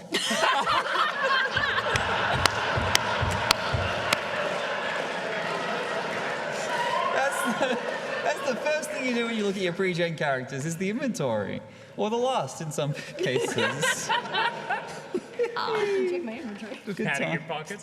That's where that was. Okay, Does it have a fantastic. boat on this sheet? All right, heading down through the stairs, you arrive back out on the landing. Just behind you is the detective who, inside his pocket, thumbs back the hammer on the weapon. Just behind him is Beatrice, who I imagine does the same with her single bullet. Maybe. Okay. This lighthouse would have once been not electric. It would not have had a bulb. It would have been Yeah, it would have had fuel and yeah, that's fire. Is there any fuel sitting around? No. Yeah. Yeah. They would probably keep it a little ways. You went past a number of storage sheds along the outside. That would probably be where that is stored. But Okay. yeah, absolutely there would be fuel. There might be a limited amount in the kitchen for running the gas stove, or I don't know, maybe gas, the burners and There's things like also that. that interesting sack in the kitchen. Oh yes, the interesting sack. I didn't see the sack, No, but no, I'm just... I'm looking at the I light will- thinking I will also electric mention- now, but I do have some Fuel of my and fire. painting supplies with me, and last I checked, oil painting requires turpentine. Yeah, you'd have a small bottle of it at least, yeah. So a Molotov. One. Great. just One's the all you need. turpentine in your flask, yeah? Yeah. As the only practical and sensible person around here, I note that we do have a supply of electricity, that fish may possibly be friable with electricity, and I'm wondering if there is any simple sort of 80s action movie way to get the hatch electrocuted. I mean, Oh, hell It's yeah. a shame that it wouldn't be possible to tell anyone who's gone through it and gone down cradling fish or armaments. These things happen, yeah. But You can finish I the think- Morse code and start working on that. I think that's a thing worth doing. Okay. And I... And I'll explain what I'm doing. Yes, and I will stay. Okay. Fascinating. You can head out onto the balcony and start to paint the scene if you'd like. You know what? I think I better not. Head out onto the balcony, get out your small easel, set it out just away from the rain. I'll see if it does the gentleman who, spent time up here have one of those little stools just sits out. And I Yeah. can just pop myself down and he- open I- up my he- He's shoes. sitting on it, painted. dead. I assume he painted everything downstairs, so Lovely. right? So you might be flush with supplies. might- here. I'll pass it to you if it keeps you out of trouble. Thank you. I might not go completely on. If I can if there's like a doorway, I'll be in the doorway to see out. I don't quite want to be right on the edge of a balcony, given that there's Why a not? storm happening. Yeah, we are keeping the door shut. Okay, all right, noted. So you get a small stool and begin to paint the scene from as safe a distance as you can justify. To some extent, I am trying to keep myself moderately sane, because I did take a little bit of a tickle there, and I'm a little bit shaken, and this is definitely something that, calms my nerves, and the idea of an electrified, fortified lighthouse certainly helps. Okay. As you set up your easel, and from behind, with the Morse code delivered, and you begin to see the ship begin to move, you've gotten the message one way or the other. Hawkins begins to disassemble sections, wrenching wiring out, and try and improvise some sort of electrified floor. With swift, confident strokes, you draw the small creatures as they arrive at the windows and begin to hurl themselves inside through the glass. One last thing, not to add fuel to fire, but in the final seconds, I will reach into my coat and pull out the one other item on my sheet, a box of spare bullets. Beatrice, I trust you implicitly. Have more ammo. This is the best thing that's ever happened to me. You pass the ammo back to Beatrice. She begins to rattle through it and slide bullets into the revolver. As towards the front, you hear the crash of something come through the window, and in your arms, something begins to stir. Jackson, please make a luck check for me. I'd love to. What was that luck that you rolled at the beginning? 45. Down to 39. I spent it on something stupid, I think. Can't remember what. 52 is a failure. As something comes rocketing through the window and as you're distracted for a moment, Mango wakes up. And as you look down at him, adoringly, his mouth, and he launches towards your neck. Now, that seems unlikely, Dave. Shame about that. I feel like you've got a very different understanding of the situation of these creatures than I do. Professor Quince, would you like to dodge or riposte? Or make a zoology check. I will read him some poetry. Okay, go for it. I will dodge. Okay, go ahead and roll that dodge test and we'll see if you want to add any luck to the result. Can we add our luck to make him fail? You could push him. You can shoot him. You just use your gun. I've got a better brawl skill than dodge. You mainly stun it. Do you want to attempt to just shut the thing and kick him into the larder or something? That's fine. If I can like riposte by like throwing the tank away from me, I sure, will hell. be okay with myself. Okay, you can throw the tank into the larder and then attempt to jam the door closed behind it and secure Mango behind a shuttered door. Oh, That's no, gonna I be- want to that's return him All to our his food people. supplies, If at which point we Huh? have to eat Professor Quince. I think we've all agreed that I've it's gotten Professor outside, Quince, right? Yeah. I'm happy to return him to his people. You're not outside. You have gotten down to the Right. you've gotten down to the hallway. Mango has woken up and Yep. tried to eat you. All right. There is an explosion of glass as Mango's family comes inside and will try to eat you. Why don't we return Mango to his family? Oh no, I understand. Yeah, All right, I got you. I'm going to roll the throw the box and we'll see where it goes. Okay, go for it. Go ahead and make a fighting brawl test. I think you're gonna go with. Regular success. Okay. Would you like to luck that at all to bump that up? I have studied Mango, 15 minutes. immensely in the 15 minutes I've known him. I feel like I understand him, and I feel like I've got a good idea about his fighting brawl skill. Do I? Genuinely, they're scrappy. They're not assassins. Scrappy. Right. Like one on its own is probably not a big deal. So I will not spend any luck at all, and I'll be happy with my regular It does, success. unfortunately. Wrong word. So you go with just the regular I'll success? stick with my regular success. All right, Mango wakes up, lurches towards you, and with, I guess, like a sad sigh, you toss him away and down the road successfully. The bowl careens over, Mango goes skidding out the other side of it, failing his attack, will begin to get his legs out and under him, and does Legs? return to look at you with murderous intent. That's how they got up the stairs. Yeah, they've got like quite strong back legs, little forearms. That's goofy. It's not, it's scary. No, it's strong and it's powerful and it's romantic. It's a tiny fishy velociraptor. It's gonna kill us all. Quince's murder fish. Mango is in the hallway. All of the doors on the inside are shut, but the windows are open. Things are beginning to crash through them. You saw ballpark at least 6. More may be coming. What do you want to do? I would like to aim at Mango's stepdad and start firing. So you're going to wait for one of the doors to open and let them get When inside? one of the shape bursts through the window, as soon as I get a good glimpse of I'm going them. to reiterate, sorry, to make it clear. There is a hallway that you are inside and then a door leading out into the island. Behind you are the steps up the ladder. All of the doors on the inside are currently shut. They weren't broken. So for the moment, the creatures can't get in with the exception of Mango, who's in the hallway. In which case, I'm look, I will wait. I'll give Mango time to run Mango's towards rushing me. towards. Okay, I'm shooting him Can I then. be clear? Just because Who do he you likes consider the to be fish. Mango's stepdad? It's a thought. No, I start shooting. I thought they were a little closer. I'm firing at them, and that will be my continued objective. Okay. Blam. So go ahead and make a firearms handgun test. All right. 94. Mango hits the ground, skids along the side, and begins to tear towards you. There's a crack of gunfire, and it lances past him and into the doorway. Perhaps you couldn't quite bring yourself to shoot the adopted son of the party. Or maybe you just missed. It's Not kind bad. of unclear. He's beginning to believe. Beatrice, what would you like to do? Kitchen? Sure. You head towards the kitchen and open the door.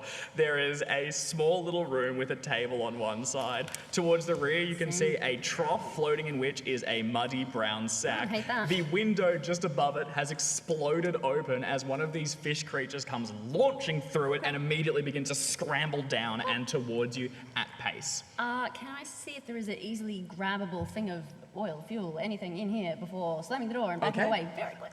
Yeah, you're gonna have to be quick, so go ahead and give me a spot hidden roll to see if you can catch it in time. I have so much luck.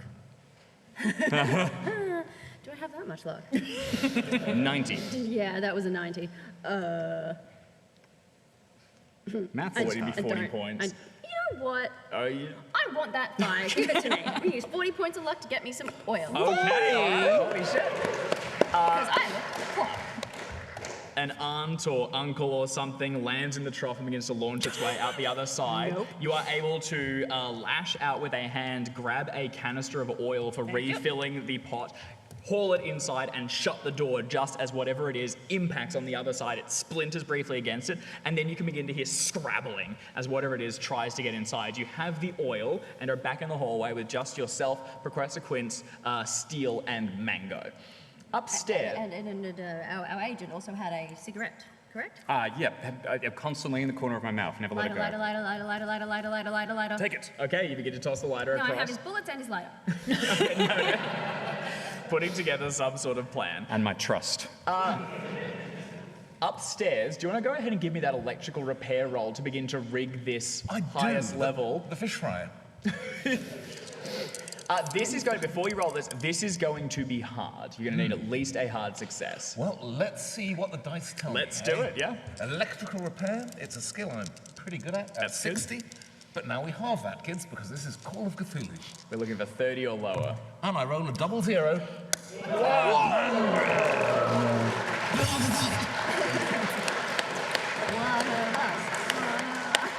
Smoking herbs, fish fryer. All right, we're all about to learn a lesson in playing with electricity. Heading over towards the lighthouse, you begin to wrench open a panel and see a just nest of wires. Reaching in confidently, you grab one, haul it backwards, and suddenly begin to seize up as electricity surges through your body into the ground. The light for the lighthouse goes dark, and downstairs, all of the lights go out. What did you do? Plunged into darkness, you see for a moment the reflection in Mango's beady little eyes, adapted to the dark, deep waters. He begins to drag himself along the ground towards you. Hawkins, go ahead and give me a constitution roll, or else you're going to take a lot of damage. And we'll continue. I used to be very healthy. You know? That's a 00 again! That's 1 in 10,000. Do we have it on film? Oh my god! Can I just ask, We're killing it. does the fishy smell begin to fade in favor of burning meat? We need another fishy update. Avery, you turn around and are able to capture the likeness of Hawkins' skeleton shown inside the jolting body as an immense current races through him. He is going to die if you don't disconnect him from that cable.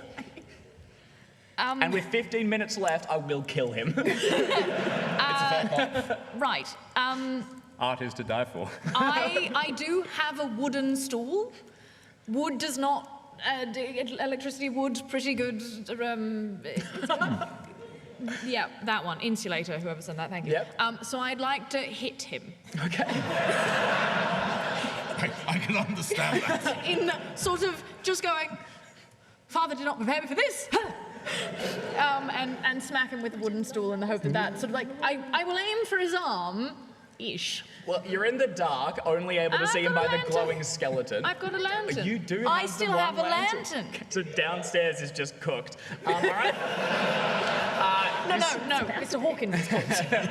I cannot deny it. You move across as quickly as you can, and with all the strength your arty little arms can muster, hurl the chair into Hawkins' back. Go ahead and give me a I think this is going to be straight strength, I think. Thank you. I don't think this is skill. I think this is just wrestling him off it. Now, the risk here is getting electrocuted Don't use those yourself. dice. Keep these ones a long way away from each other. These are the horrors. Okay, well. Yeah.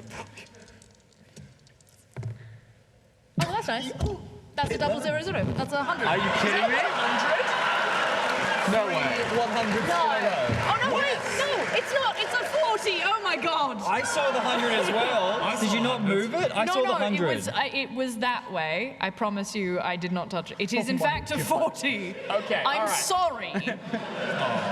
If it makes you feel any better, these noodly little artists' arms are quite good at carrying easels. My strength is 60. Okay, so that is a success. Just. All right. 100 would have been funnier. It would have That been. would have been statistically interesting, which is the best thing you could say of any scenario.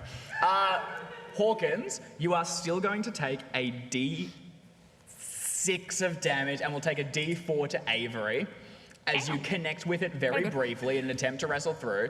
Hopefully this That's is not... fair.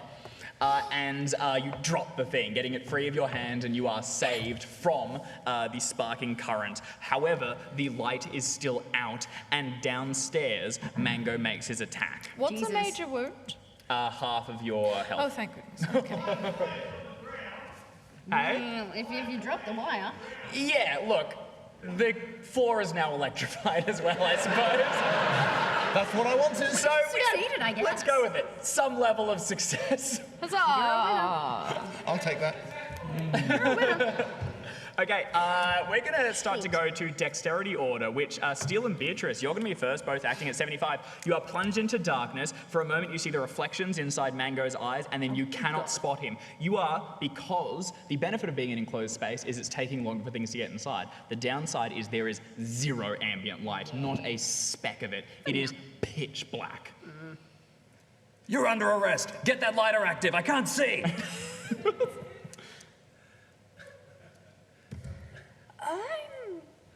Getting the lighter active? There's no other way out of here, is there?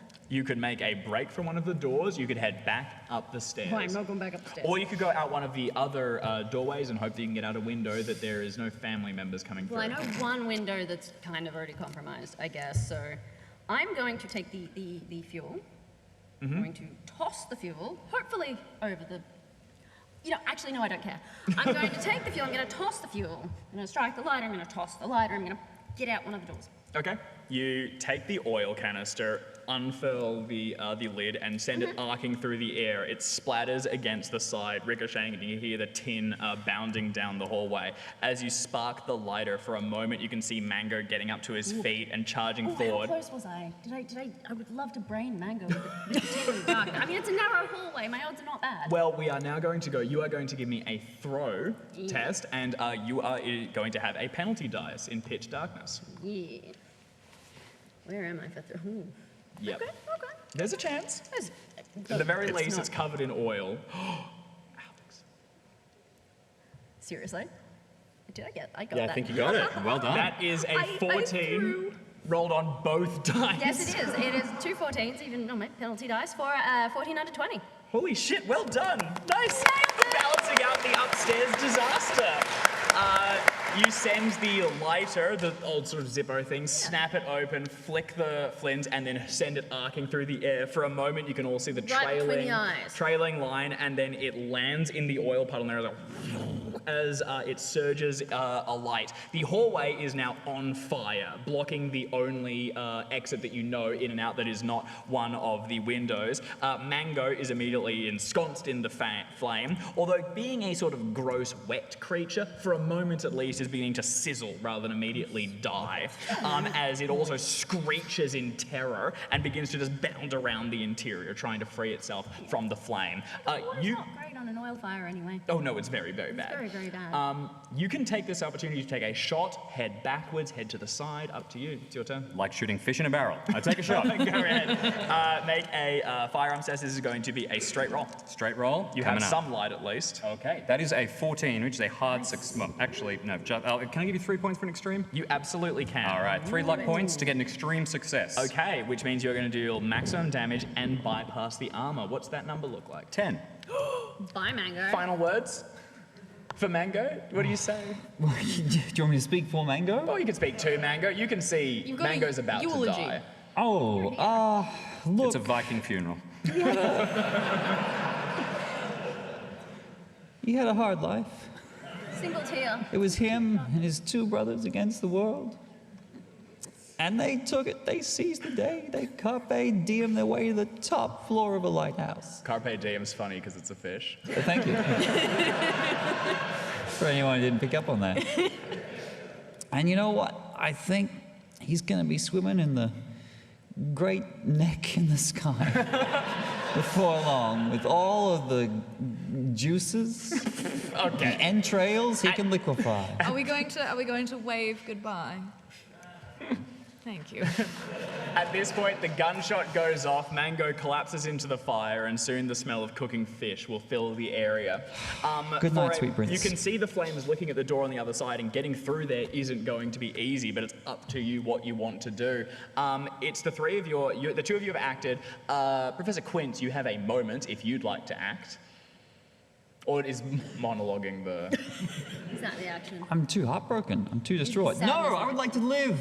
Sure, where do you want to go? That crying is a free action. Yeah. Do you want to go through one of the doorways into one of the side rooms that possibly have family members in it? Do you want to race through the flames towards the door on the other side that would had to be wedged back shut and things jammed underneath it to keep the water coming in? Or do you want to go back up the lighthouse towards the electrocuted floor you don't know about? If I don't know about the electrocuted floor, that's my first instinct. Get up high off high ground. You turn back around and race back up the stairs towards towards the floor. In the dark. Fantastic. Up on the highest level, the 2 of you are currently standing. You've launched up onto the slowly actually it's dead now, what was once the rotating lighthouse thing. And Avery, you are standing precariously on the wooden stool you'd thrown just a minute ago. The floor is electrocuted. What would you like to do? I reckon I'm safe up here in the rigging. Okay, this feels good. As a sailor, I'm used to dangling at absurd heights above the deck for hours on end. So you're happy to kind of stay up here for the time being? You can see that the ship does look like it's beginning to come in towards shore. There's a small chance that this one's going to be attacked by the things underneath. There's a chance it will see the light go out and abandon you to your fate. Yes, there is a chance, yes. How? You really want me rolling for chance? Oh yes, I'm wearing Wellingtons. You're wearing rubber boots. I am. Wearing rubber boots. gorgeous. MVP.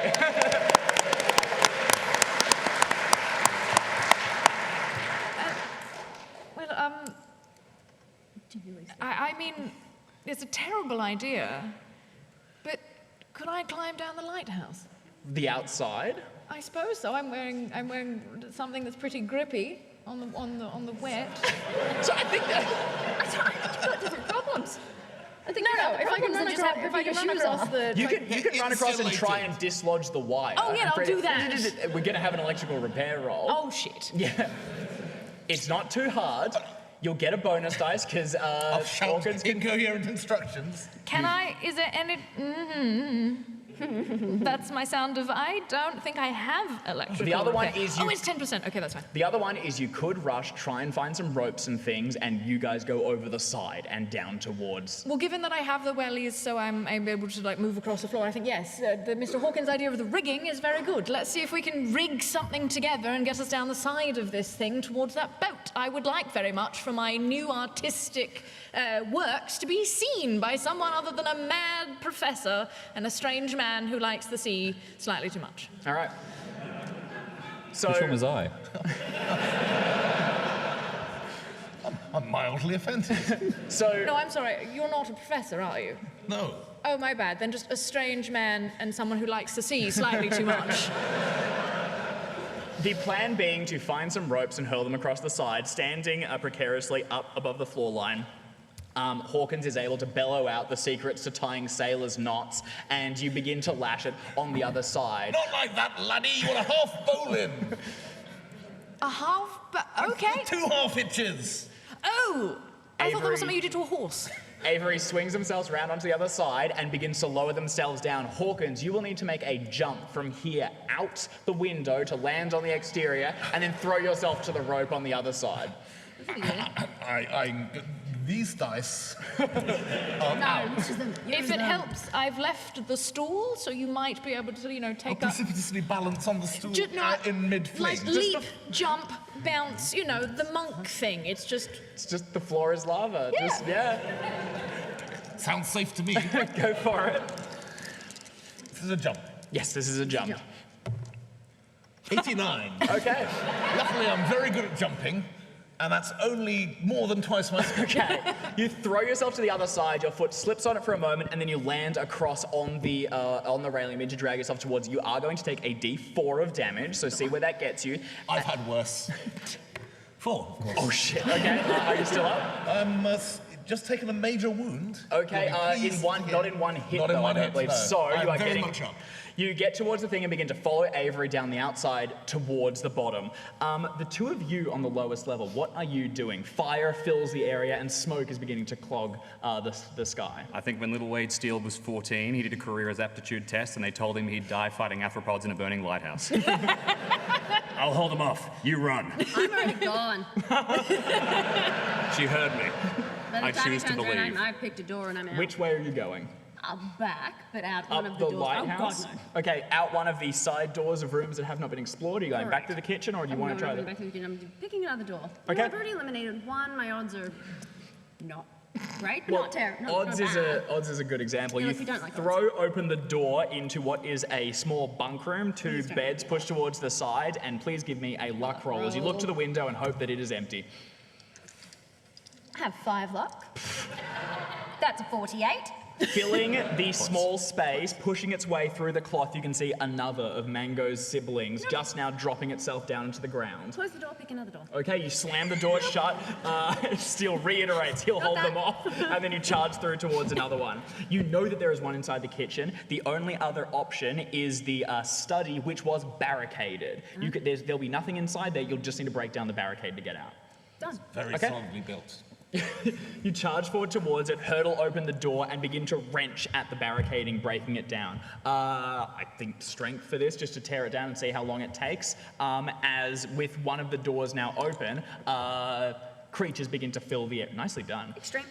Creatures begin to fill the area, dropping down inside it. You also notice, Steele, as you hold the gun out, trying to point it in each direction, the one that had dropped into the kitchen is doing its Jurassic Park impression, and the handle is just now beginning to rotate ever so slightly in the slot as it figures out its way inside the house. I made a commitment, and as much as I want to now immediately run and say, let's go together and shut the door, I think I'm dedicated. I turn and I start firing at the closest one. Okay, hell yeah. We're going to give you, actually, we're going to leave you there for a moment and we'll snap back to you to see how well you do. As you wrench open the door, the barricade, and throw yourself out and into the darkness, scrambling away from these creatures that are throwing themselves through windows and trying to get inside. On the exterior, two of you begin to rappel down the outside. You can take it slowly, but you can see that already Beatrice is on the ground and racing for where the boat is. Or you can try and hurry up and arrive there before Beatrice, or arrive there as Beatrice arrives. I'm going to take a moment to just look up the lighthouse, but... Keep pulling it. I think we want to go quickly, but if we do that, I will fall and we will die. So let's go quickly. Okay. I would like to. I will say if you allow it, I will have tied the lantern to something like. So Noted. So we've still got it, so we can see, and also hopefully so the boat can see that there is a light moving. Because Okay. it can't see Beatrice, it can see us. All right. So yes, we're going to go quickly. And both of you begin to lower yourself down as quickly as possible. I'll ask you to each make a climb roll for me as you begin to slide your way down the rope towards the ground. I'll see how this handles. That's an 82. Oh my god. Nicely Twice my done. points go. All right, that's a 48.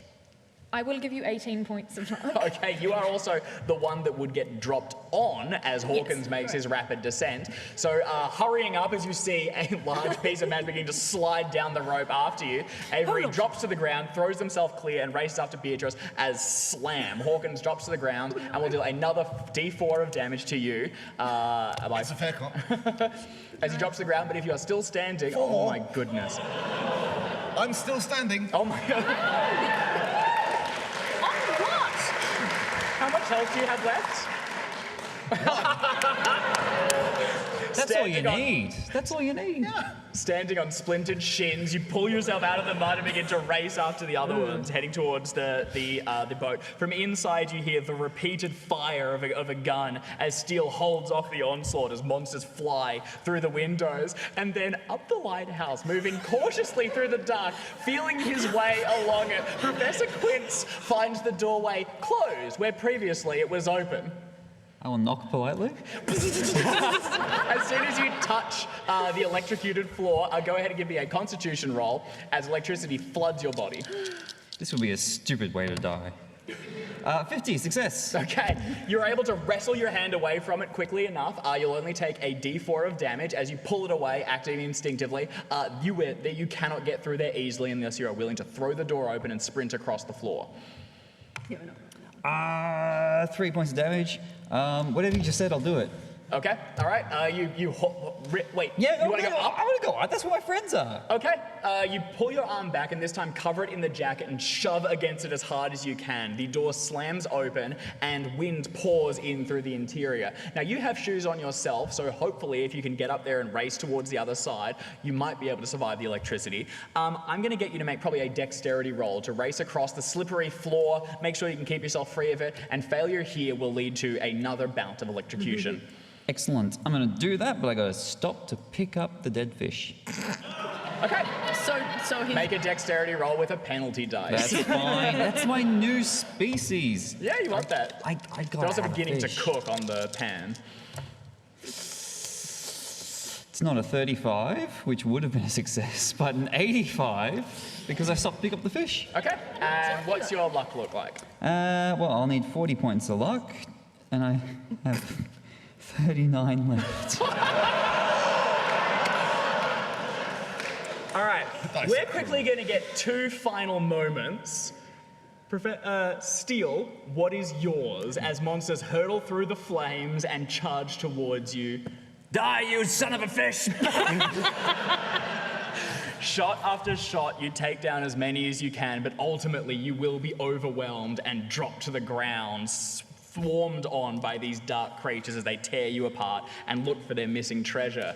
Professor Quince, your final moments. I can only assume that these creatures happen to have the same mating rituals as the lovely sea hares, which are hermaphrodites. When they want to mate, they become male in the front half and female in the back half, and form this beautiful, pulsating, sensual conga line of romance.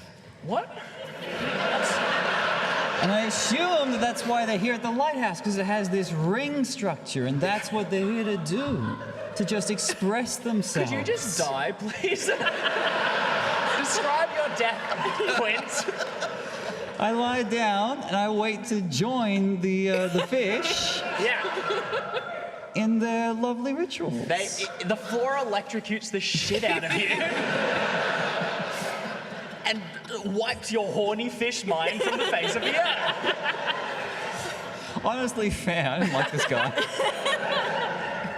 What did you say the fish were looking for?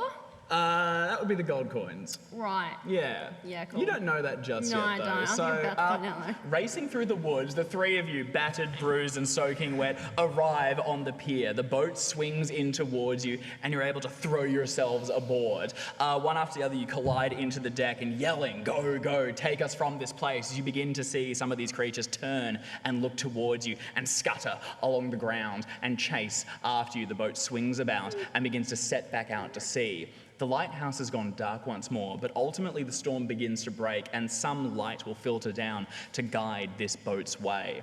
It sets out towards sea, bobbing along the rising waves, and as each of you breathe a sigh of relief, look at one another, and you feel the coin inside your pocket, none of you notice the strange look in the captain's face. He has peculiar features underneath the jawline, long gashes that could almost be mistaken for gills, deep-set eyes, and a mustache of thin, tendrily whiskers hidden behind the deep hood. This man is not taking you to Rockport, but to Innsmouth. This man did not anchor in the storm, but was there from the beginning after he released his small creatures to go and find the gold and bring it back to him. The three of you are not out of the frying pan in so much as you are into the fire. And that is where we are going to leave this session. Nicely done.